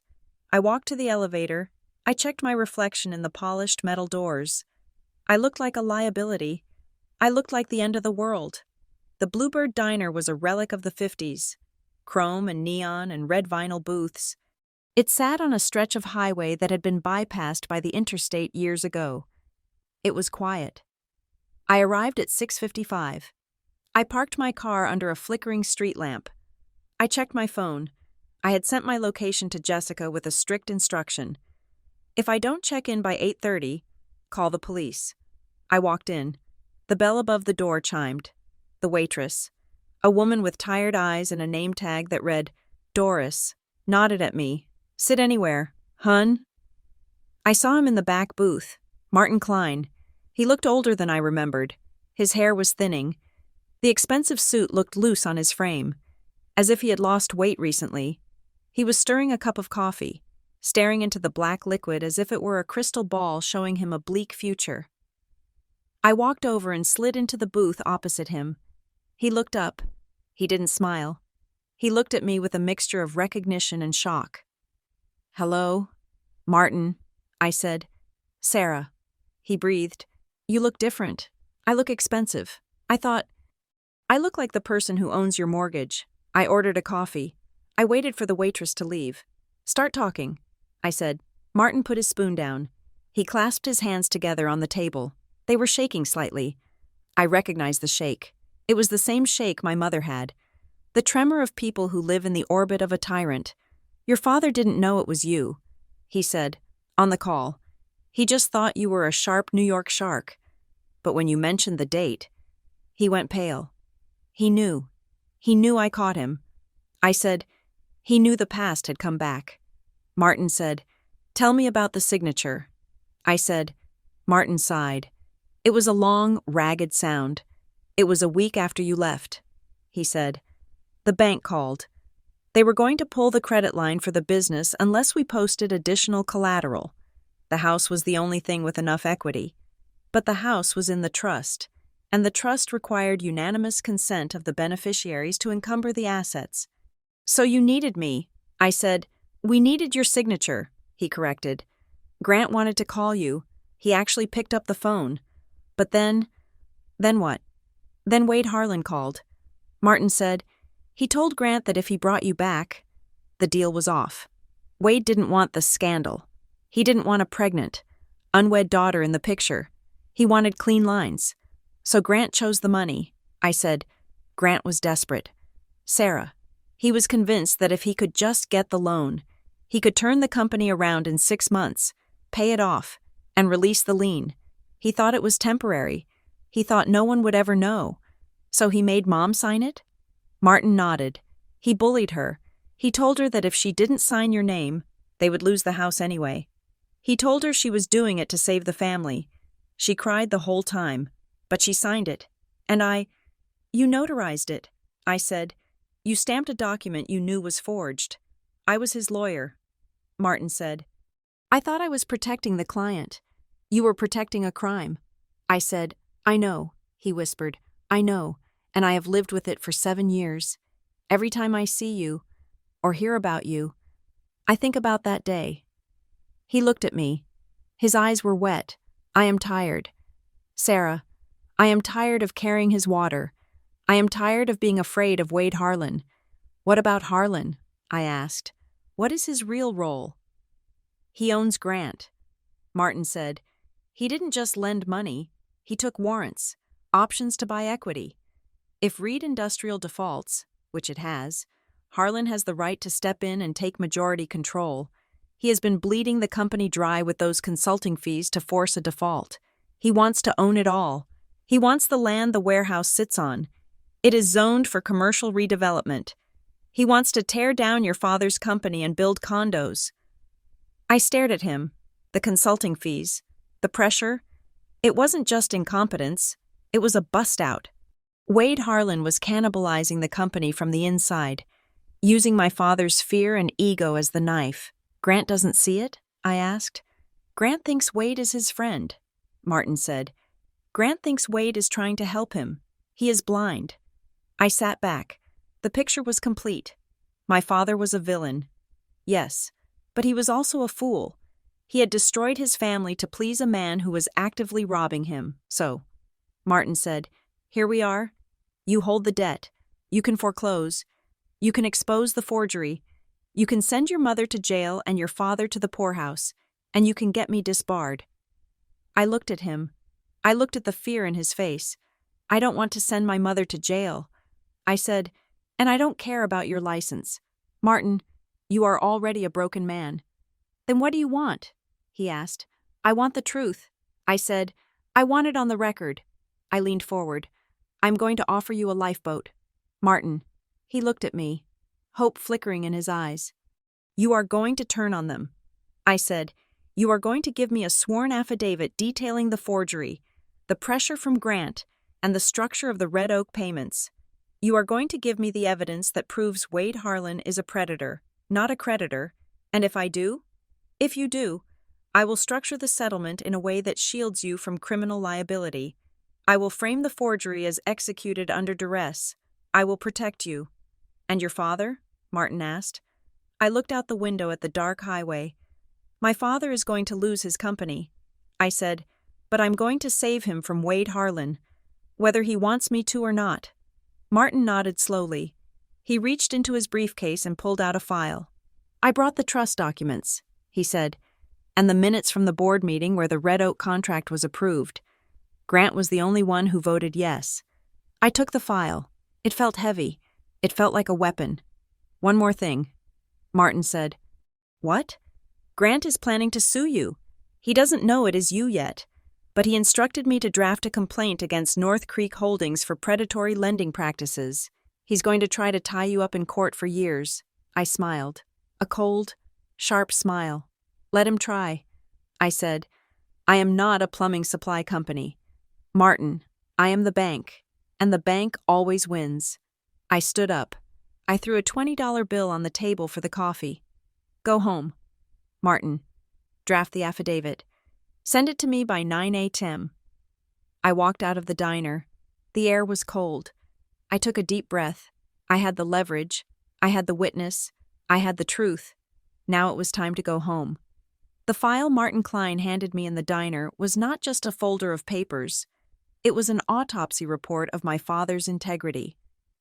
I sat in my office the next morning. The door locked, the blinds drawn against the bright city sun. I had not slept. I had spent the night reading every line, every footnote, every email Martin had printed out in his panic. The story I had told myself for 7 years was simple. My father was a proud, cruel man who cut me off because I embarrassed him. I believed his rejection was personal. I believed it was about his ego. But the documents on my desk told a different story, a colder story. It was about leverage. Martin had admitted it in the diner, his voice shaking over his cooling coffee. I should have questioned it. Sarah, he had said, I should have stopped the pen from hitting the paper. But Grant was frantic. He kept saying it was family business. He kept saying that if we didn't fix the liquidity issue within 48 hours, the payroll checks would bounce. He made it sound like a rescue mission. I looked at the specific document that had sealed my fate. It was a beneficiary consent to modify trust assets. My grandfather had set up the trust to be ironclad. The house, the land, the original patent rights, they were locked away, safe from bad business decisions. To leverage them, you needed unanimous consent from all living beneficiaries, Grant, Elaine, and me, on November 14th, 7 years ago. A signature that looked like mine, but looped with my mother's anxious tremor, appeared on the line next to my name. But that was not the darkest part. The darkest part was the why. I turned the page to an email chain between Grant and a private server address. WH_capital. Wade Harlan. I knew the name now. The developer. The silent partner. The man who owned half the county. The email was dated 2 days before I was kicked out. Grant. The email read, "The due diligence is concerning. I am hearing rumors of a disruption in your personal household. A pregnancy? An unstable heir? You know my policy on family businesses. I invest in clean lines. I invest in control. If there is a liability that could contest the asset transfer or complicate the succession plan, I am out. Fix the embarrassment, or the deal dies." I stared at the words. Fix the embarrassment. My father had not kicked me out because he was morally offended. He had not kicked me out because he was worried about what the neighbors would think. He had kicked me out because Wade Harlan, a man who viewed human beings as line items on a spreadsheet, had told him that a pregnant daughter was a risk to the capital structure. The liability wasn't the baby. The liability was the fact that I might have a claim to the company he was trying to mortgage. Grant had removed me to clear the title. It was a bureaucratic assassination. It was theft dressed up as parenting. I felt a cold nausea rise in my throat. I stood up and walked to the window. I looked down at the traffic. They had stolen my birthright. Not with a gun, but with a notary stamp. They had rewritten the trust to define beneficiary in a way that excluded anyone not residing in the primary home. They had forged my consent to that change while I was sleeping in a motel room, counting change for a bagel. It was brilliant. It was evil. And it was illegal. I went back to my desk. I picked up the phone. "Jessica," I said, "prepare the filing." "The notice of default?" she asked. "No," I said, "the notice of acceleration and foreclosure. We are calling the note, all $4 million, due immediately." "But Sarah," Jessica said, "if you do that, you trigger the bankruptcy, you kill the company." "I know." I said, "Draft it. But don't file it with the court yet. Just send a courtesy copy to Martin Klein and schedule a meeting, in person, at their offices." "You want to go there?" she asked. "I want to look him in the eye." I said, 2 days later. I walked into the lobby of Reed Industrial Supply. I was wearing a black suit, sharp and tailored. My hair was pulled back in a severe bun. I wore dark sunglasses. I carried a leather briefcase that contained the evidence of 7 years of lies. The receptionist was new. She was young, maybe 22. She smiled at me. "Can I help you?" "I am here for the 2 o'clock restructuring meeting." I said, "I am representing North Creek Holdings." "Oh, yes," she said. "Mr. Reed and Mr. Klein are expecting you in the boardroom. May I have your name for the log?" "Ms. North." I said. I walked down the hallway. The carpet was the same as I remembered. Worn navy blue.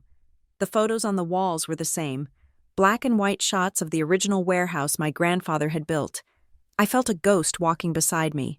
The ghost of the girl who used to run down this hall with a scraped knee, waiting for her dad to give her a peppermint from the jar on his desk. I pushed the thought away. That girl was gone. I opened the heavy oak doors of the boardroom. My father was sitting at the head of the table. He looked older. His hair was completely white now. His face was lined with the deep grooves of stress and sleepless nights. He was wearing a suit that looked expensive but tired, like it hadn't been dry cleaned in a week. Martin Klein sat to his right. He looked like a man facing a firing squad. He was pale, sweating slightly. He refused to meet my eyes. Grant stood up. He put on his corporate mask, the smile that didn't reach his eyes, the firm posture of a CEO who was in control. "Good afternoon," he said. "Ms. North, is it? We appreciate you coming in. I am sure we can clear up this misunderstanding about the default." I did not smile. I did not shake his hand. I walked to the opposite end of the table and set my briefcase down. I unlatched it. The sound was loud in the quiet room. "Click, click, please, sit," Grant said. I remained standing. "We are not here to clear up a misunderstanding. Mr. Reed," I said. My voice was low, controlled. "We are here to discuss the surrender of the collateral." Grant stiffened. "That is aggressive," he said. "We are a solvent company. We have a cash flow issue." "Certainly. But to talk about surrender is premature. We have partners.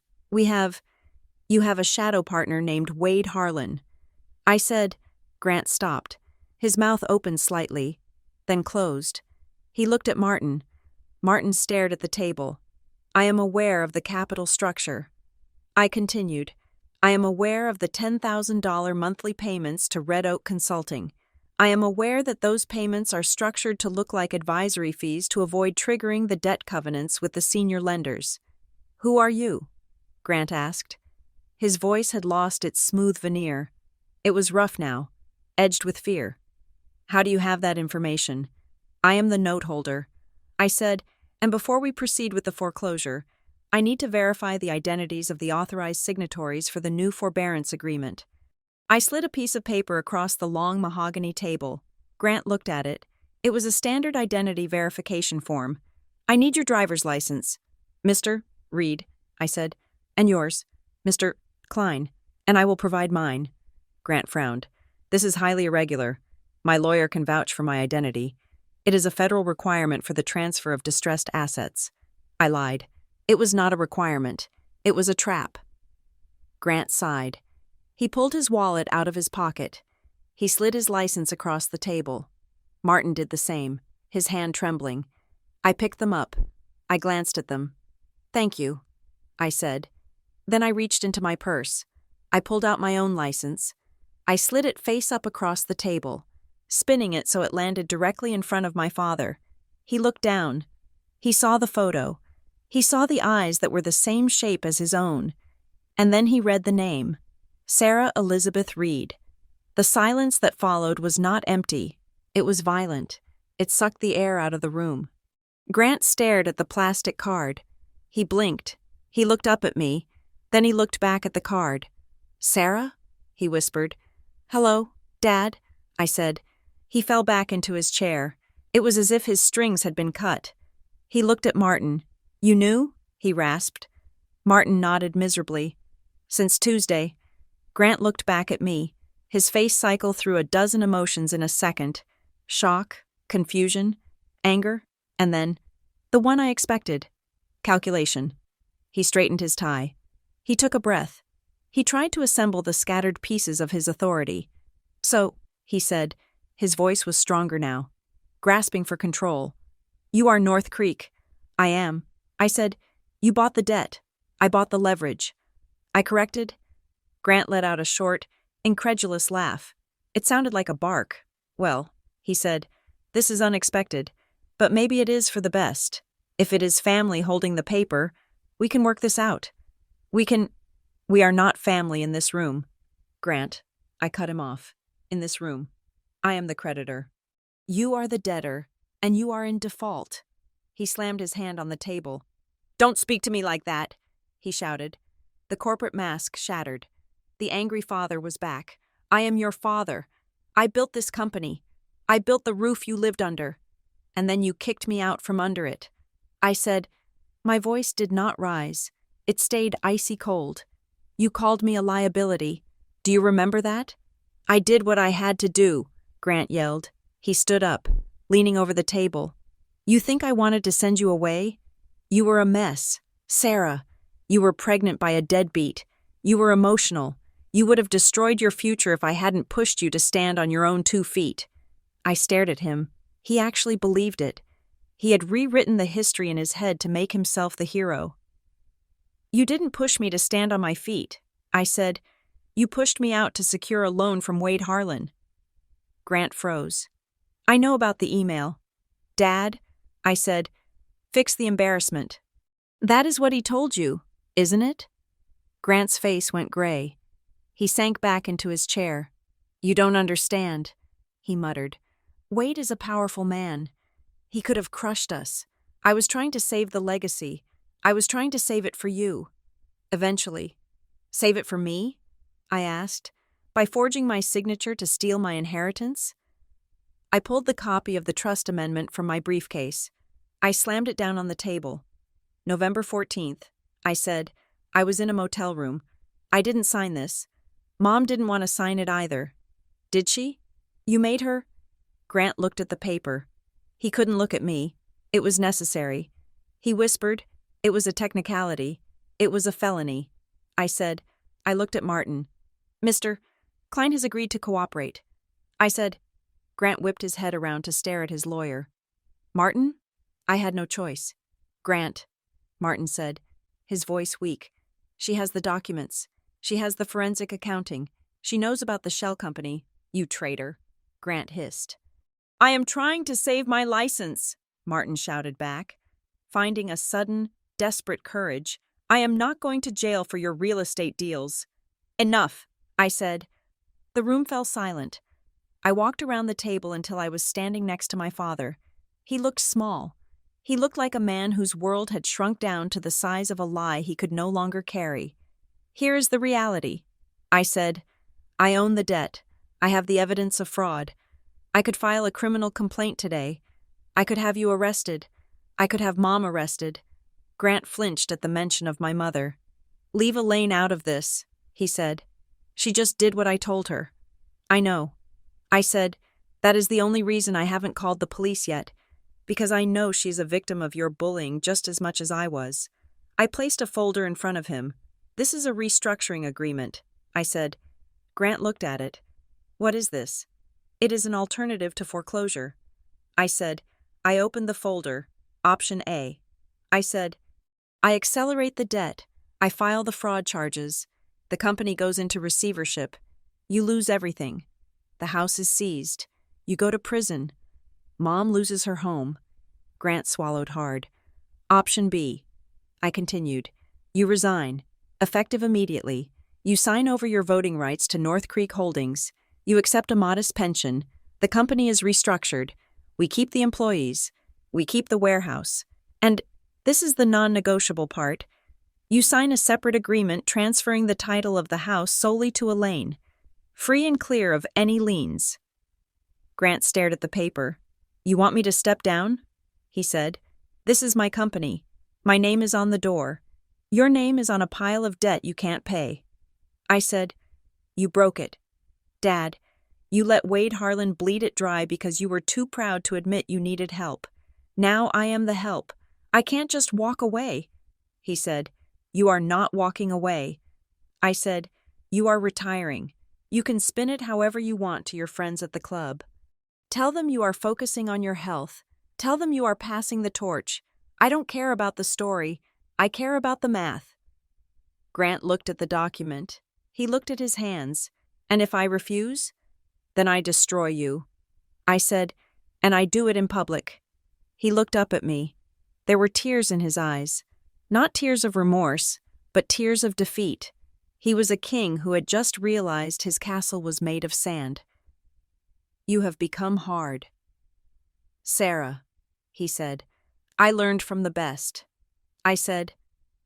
He reached for his pen. His hand shook. He hovered over the signature line. Suddenly, the phone in the center of the conference table buzzed. It was the intercom line. Mr. Reed? The receptionist's voice chirped. Not now, Grant snapped. Sir, it is urgent, she said. I have a Mr. Black on the line. He says he is general counsel for Harlan Development. He says he needs to speak to the new note holder immediately. Grant's hand froze. He looked at me. The fear in his eyes shifted. It wasn't fear of me anymore. It was fear of the monster he had led into the house. Wade knows, he whispered. I looked at the phone. Put him through, I said. The line clicked. This is Sarah Reed, I said, representing North Creek Holdings. Ms. Reed, a voice said. It was smooth, baritone, and terrifyingly calm. This is glorious. The prodigal daughter returns. Who is this? I asked. This is the man who actually owns the chair you are standing next to. The voice said, listen carefully. Ms. Reed, we are aware of your acquisition of the note. We are aware of your little meeting. And? I asked. And we are prepared to bury you, he said, if you attempt to enforce that note, or if you attempt to restructure the board, we will file a countersuit alleging tortious interference. We will allege that you used stolen proprietary data to acquire the debt. We will tie this up in litigation for 5 years. You have no grounds. I said, I don't need grounds. Ms. Reed, the voice said. I have money. I have more money than you.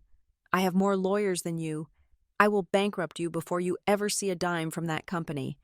And while I am doing it, I will make sure every newspaper in the state runs a story about how you forged your way into your father's business.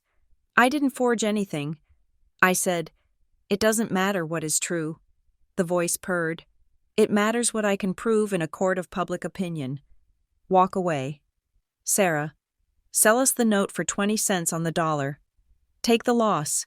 Go back to your little life, or I will destroy everything you have built, including that little boy of yours. The room went cold. How do you know about my son? I whispered. I know everything, the voice said. I have watched you for 7 years.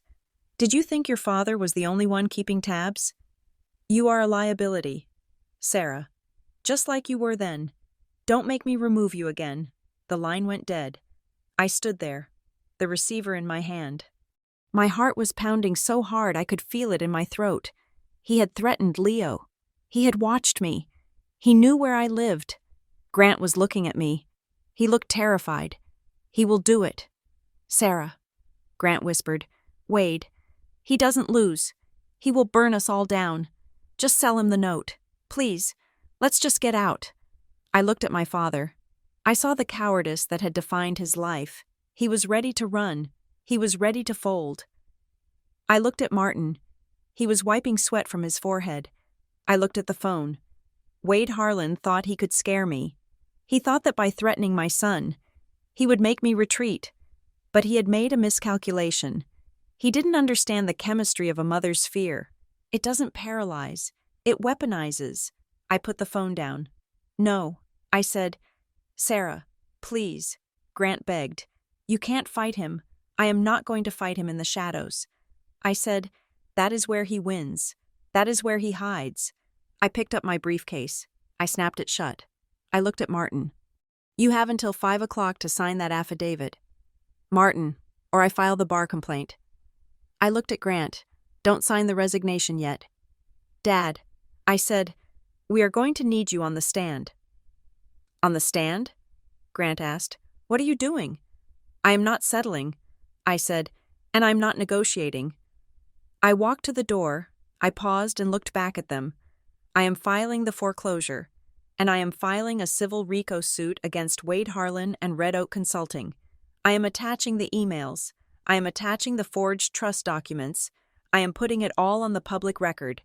But the scandal, Grant whispered, it will ruin our reputation. Your reputation is already dead.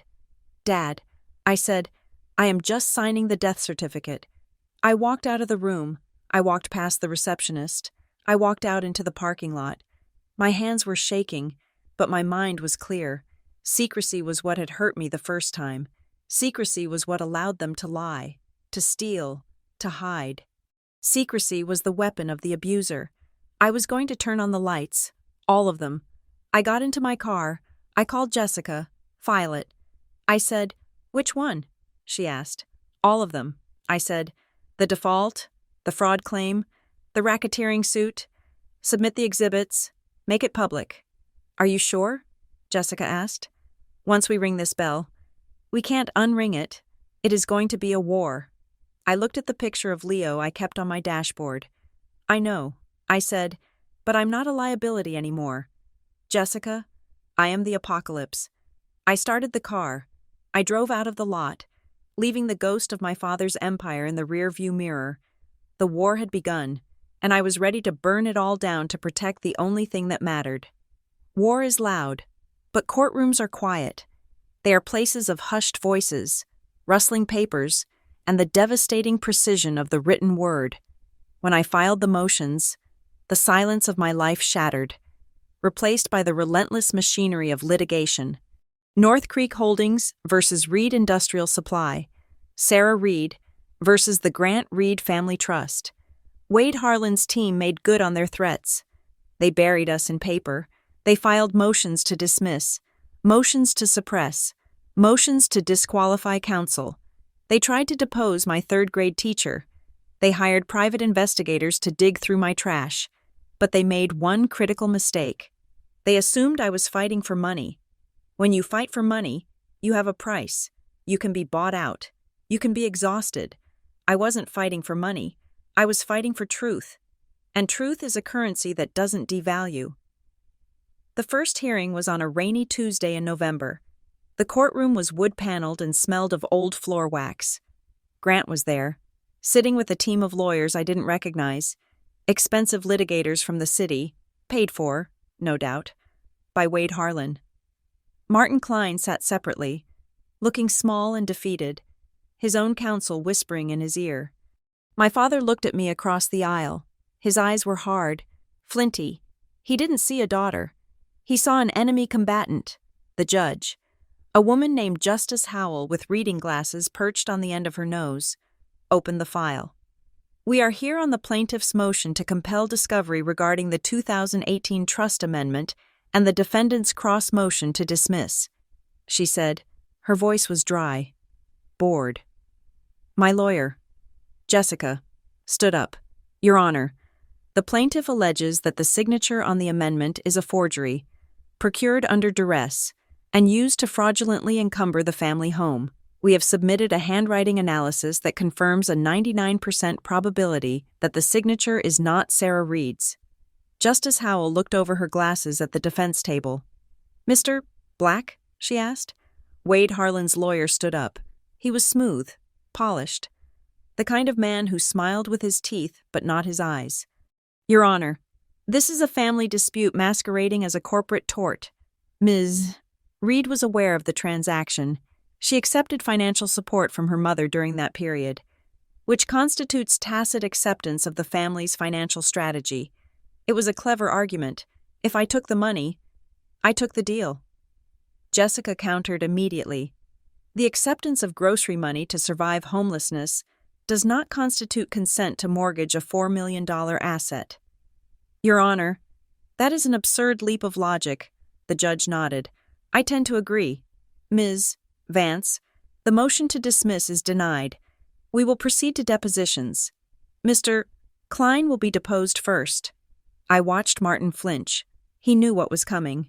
2 weeks later, we were in a conference room for the deposition. A court reporter sat at the end of the table, her fingers hovering over her stenography machine. Martin sat opposite me. He looked 10 years older than he had in the diner. Mr. Klein? Jessica asked. Did you witness Sarah Reed sign the 2018 amendment? Martin looked at Grant. Grant stared straight ahead, his jaw clenched. No, Martin whispered. You need to speak up for the record, Jessica said. No, Martin said louder. Did you notarize the document anyway? Yes. Why? Martin took a sip of water. His hand shook. Mr. Reed, my client assured me that he had verbal consent. He told me that Sarah was unavailable due to medical issues and that the signature was a proxy authorized by family custom. Family custom? Jessica asked, raising an eyebrow. Is forgery a custom in the Reed family? Objection. Grant's lawyer barked. I looked at my father. He didn't look ashamed. He looked annoyed. He looked like a CEO dealing with a subordinate who had failed to execute a directive. The deposition dragged on for 4 hours. By the end, Martin had admitted everything: the pressure, the rush, the silent partner who demanded clean title. Then came the forensic accountant. Ben sat in the chair, looking like a disheveled professor. He walked the room through the timeline of the payments to Red Oak Consulting. Here, he said, pointing to a chart projected on the wall. Every time Reed Industrial Supply missed a loan covenant, a liquidity ratio, a profit margin target, Wade Harlan's shell company received a bonus payment. It looks like a penalty. But it wasn't recorded as a penalty. It was recorded as strategic advisory fees. So, Jessica said, the company was paying its own executioner to tighten the noose? Exactly. Ben said, it was a bleed out, designed to force a default so Harlan could convert his debt into equity and take the land. The room was silent. Even Grant's expensive lawyers looked uncomfortable. It is one thing to defend a tough businessman. It is another to defend a man who is being eaten alive by his own partner and paying for the privilege. That evening, I received a phone call. It was Grant. I shouldn't be talking to you, he said. His voice was rough. "No, you shouldn't." I said, "I want to end this." "Sarah," he said, "then surrender the company." I said, "I can't do that." He said, "It is my life. But I can offer you something else." "What?" "Cash," he said. "Real cash. I have a separate account. An offshore annuity I set up years ago. There is $500,000 in there. It is yours. I will transfer it tomorrow. Just drop the suit. Drop the fraud claim. Let me handle Wade." I closed my eyes. $500,000. It was security. It was college for Leo. It was a house with a yard. But it was hush money. "You still don't get it, do you?" I asked. "What?" he snapped. "It is a lot of money. It erases the past. You can live your life. It doesn't erase anything." "Dad," I said, "it just buries it deeper. I don't want your money. I want you to stop lying." "I am not lying," he shouted. "I am protecting this family. You are the one destroying it. You are cold. Sarah, you are so cold. You sit there in these meetings with your face like stone, judging me. You have no idea what it takes to keep a world spinning. You think calm is a virtue? It is cruelty. You are watching me drown and taking notes. I am not watching you drown." I said quietly, "I am watching you refuse to grab the life preserver because you don't like the color." I hung up. He called me cold. He didn't understand that my coldness was the only thing holding me together. If I let myself feel the heat of his betrayal, I would burn to ash. The next day, we were back in court. This time, it was for testimony regarding the trust. My mother was called to the stand. Elaine Reed walked up the aisle. She looked fragile. Her suit was too big for her. She clutched her purse like a shield. Grant watched her. For the first time, I saw fear in his eyes, real fear, not for his company, but for his control. "Mrs. Reed," Jessica asked gently, "did you sign your daughter's name to the 2018 amendment?" Elaine looked at me. Her eyes were filled with tears. "Yes," she whispered. "Why?" "Because," Elaine took a breath, "because Grant told me that if I didn't, we would lose the house. He said Sarah was gone. He said she was dead to us. He said we had to save what was left. Did you want to sign it?" "No," Elaine said. Her voice cracked. "I wanted to call her. I wanted to tell her to come home, but I was afraid." "Afraid of what?" "Afraid that if I disobeyed him, I would be next." She said. The courtroom went deadly still. Elaine looked at Grant. "I am sorry." "Grant," she said, "I can't do it anymore. I can't be quiet. It wasn't just the money. It was the isolation. You made sure she had no one. You cut her off from her friends. You monitored my phone calls. You erased her." Grant stood up. "Elaine, sit down. Mr. Reed."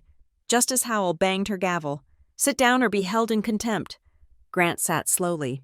He looked diminished. The power he had wielded for 40 years, the power of voice, of presence, of fear, had evaporated in the face of a 60-year-old woman finally telling the truth. Elaine looked at me. "I am sorry. Sarah," she said, "I was a coward, and I lost my daughter because of it." I nodded at her. I couldn't speak. My throat was tight. Then, Wade Harlan's lawyer stood up. He held a piece of paper. He looked smug.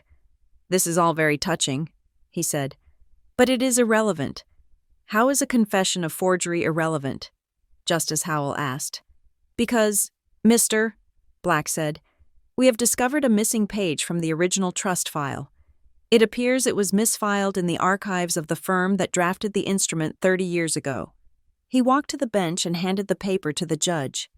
"This is a codicil, dated 3 months before the grandfather died," Black said. "It states that in the event of any beneficiary becoming estranged or incapacitated, the trustee, Grant Reed, has the unilateral authority to reassign their interest to preserve the integrity of the estate." I stared at the paper, a codicil, a loophole. If that document was real, then my consent wasn't needed. The forgery was a crime. Yes, but it was a crime without damages, because Grant had the right to cut me out anyway. Jessica looked at the paper. "This looks authentic," she said to me in a low voice. "The watermark matches." My heart sank. If Grant had the right to cut me out, then the lien was valid. Wade Harlan's claim was valid. The foreclosure on the house could proceed. I looked at Grant. He looked surprised. He hadn't known about this. "This saves you," Martin whispered to him. "It saves the company," Grant said, "but it doesn't save the family." I thought. Justice Howell looked at the document. "This complicates matters," she said. "If this codicil is valid, the plaintiff's claim regarding the invalidity of the lien may be moot. However, the fraud regarding the signature remains." She looked at me. "Ms. Reed, you are at a crossroads. You can pursue the criminal fraud charges against your parents. That will likely result in prison time for one or both of them. Or you can pursue the civil remedy against the company. But with this codicil, your leverage to invalidate the debt to Harlan is weakened." I stood there. I had the gun. I could pull the trigger. I could send them to jail. I could burn it all down. But I looked at Elaine. She was weeping silently in the witness box. I looked at Grant. He was staring at the codicil like it was a holy relic. And I thought of Leo. Leo, who was 7 years old. Leo, who believed the world was good. Leo, who had never seen his grandfather. If I sent them to prison, I became the agent of their destruction. I became the thing I hated, a person who used the law to hurt family. But if I walked away, Wade Harlan won. He took the company. He took the house. There had to be a third way. I looked at the codicil again. Unilateral authority to reassign interest. I leaned over to Jessica. "Does the codicil say who he can reassign the interest to?" I asked. Jessica scanned the text. "No," she said. "It just says, to preserve the integrity of the estate." I smiled. A small, sad smile. I looked at Grant. "Dad," I said. I addressed him directly, ignoring the judge, ignoring the lawyers. He looked at me. "You have the authority," I said. "According to that paper, you always had the authority. You didn't need to forge my name. You just needed to sign a paper reassigning my interest." "I didn't know," Grant said. "But you know now." I said. "So?" Wade Harlan's lawyer sneered. "He reassigns it to himself. Case closed." "No," I said. I walked to the table. "Dad," I said, "you are drowning. Wade Harlan is going to take this company. He is going to take the house.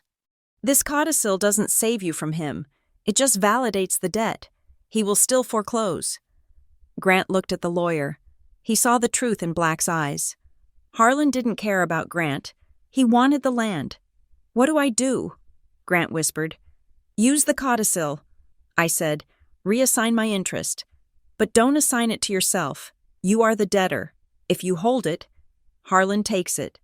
"Then who?" he asked. "Assign it to North Creek Holdings." I said. The room went quiet. "If you assign my trust interest to my company," I said, "then North Creek becomes a beneficiary, and as a beneficiary, I can pay off the Harlan debt using the equity in the company itself. I can force a sale of the warehouse land, not to Harlan, but to the open market. We pay off the debts. We save the house. But the company," Grant said, "the company ends. The company is already dead." "Dad," I said, "it is a corpse. We are just arguing over the funeral." Grant looked at his hands. He looked at Elaine. Elaine nodded. "Do it." Grant. "Please, let it end."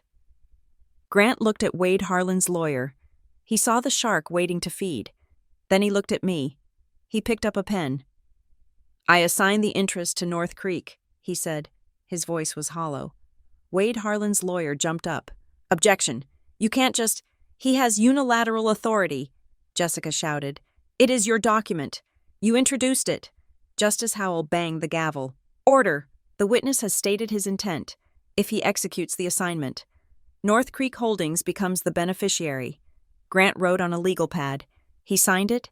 He handed it to the clerk. "It is done," he said. He looked at me. He looked old. He looked tired. "You win." "Sarah," he said. I didn't feel like I had won. I felt like I had survived a shipwreck. I looked at the judge. North Creek Holdings moves to liquidate the trust assets to satisfy all outstanding creditors. I said, "We will sell the warehouse land. We will pay off Mr. Harlan. We will pay off the bank. And we will settle the house on Elaine Reed." Granted, just as Howell said, it took 3 months to unwind it all. We sold the land to a logistics company for a fair price. We paid Wade Harlan exactly what he was owed. Not a penny more. He was furious. He sued.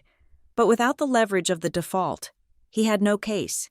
He went back to his strip malls, richer but defeated. The company, Reed Industrial Supply, ceased to exist. The inventory was sold. The employees were given severance packages from the liquidation proceeds. Grant retired. He sat in the house he no longer owned. It was in Elaine's name now, and stared at the garden. He didn't speak to me. He couldn't. His pride was the only thing he had left, and silence was its last defense. Elaine called me sometimes. We talked about the weather. We talked about recipes. She never asked to see Leo. She understood the boundaries now. She was safe, but she was still in the cage she had chosen. I went back to my office. I went back to the quiet work of analyzing debt, but I was different. I drove home one evening in the spring. The sun was setting, casting long shadows across the grass. I pulled into the driveway. Leo was there, riding his bicycle in circles. He saw me and waved. "Mom, watch this." He stood up on the pedals. He wobbled, but he didn't fall. I watched him. I had bought the debt. I had fought the lawyers. I had destroyed my father's company to save my mother's home. I had walked through the fire. I got out of the car. I picked Leo up and swung him around. He laughed, a pure, bright sound that had no history, no weight, no fear. We went inside. We made dinner. We read a story. And as I turned out the light, I realized that I hadn't won a victory. I had won a peace, and that was enough. Thank you for listening to this story. It's been a long journey with Sarah, and I hope her strength resonated with you. I'd love to know where you are listening from. Please drop your city or country in the comments below. If you enjoyed this story, please subscribe to Revenge Stories for more tales of justice and resilience. And tell me, do you think Sarah made the right choice in the end? Let me know your thoughts in English.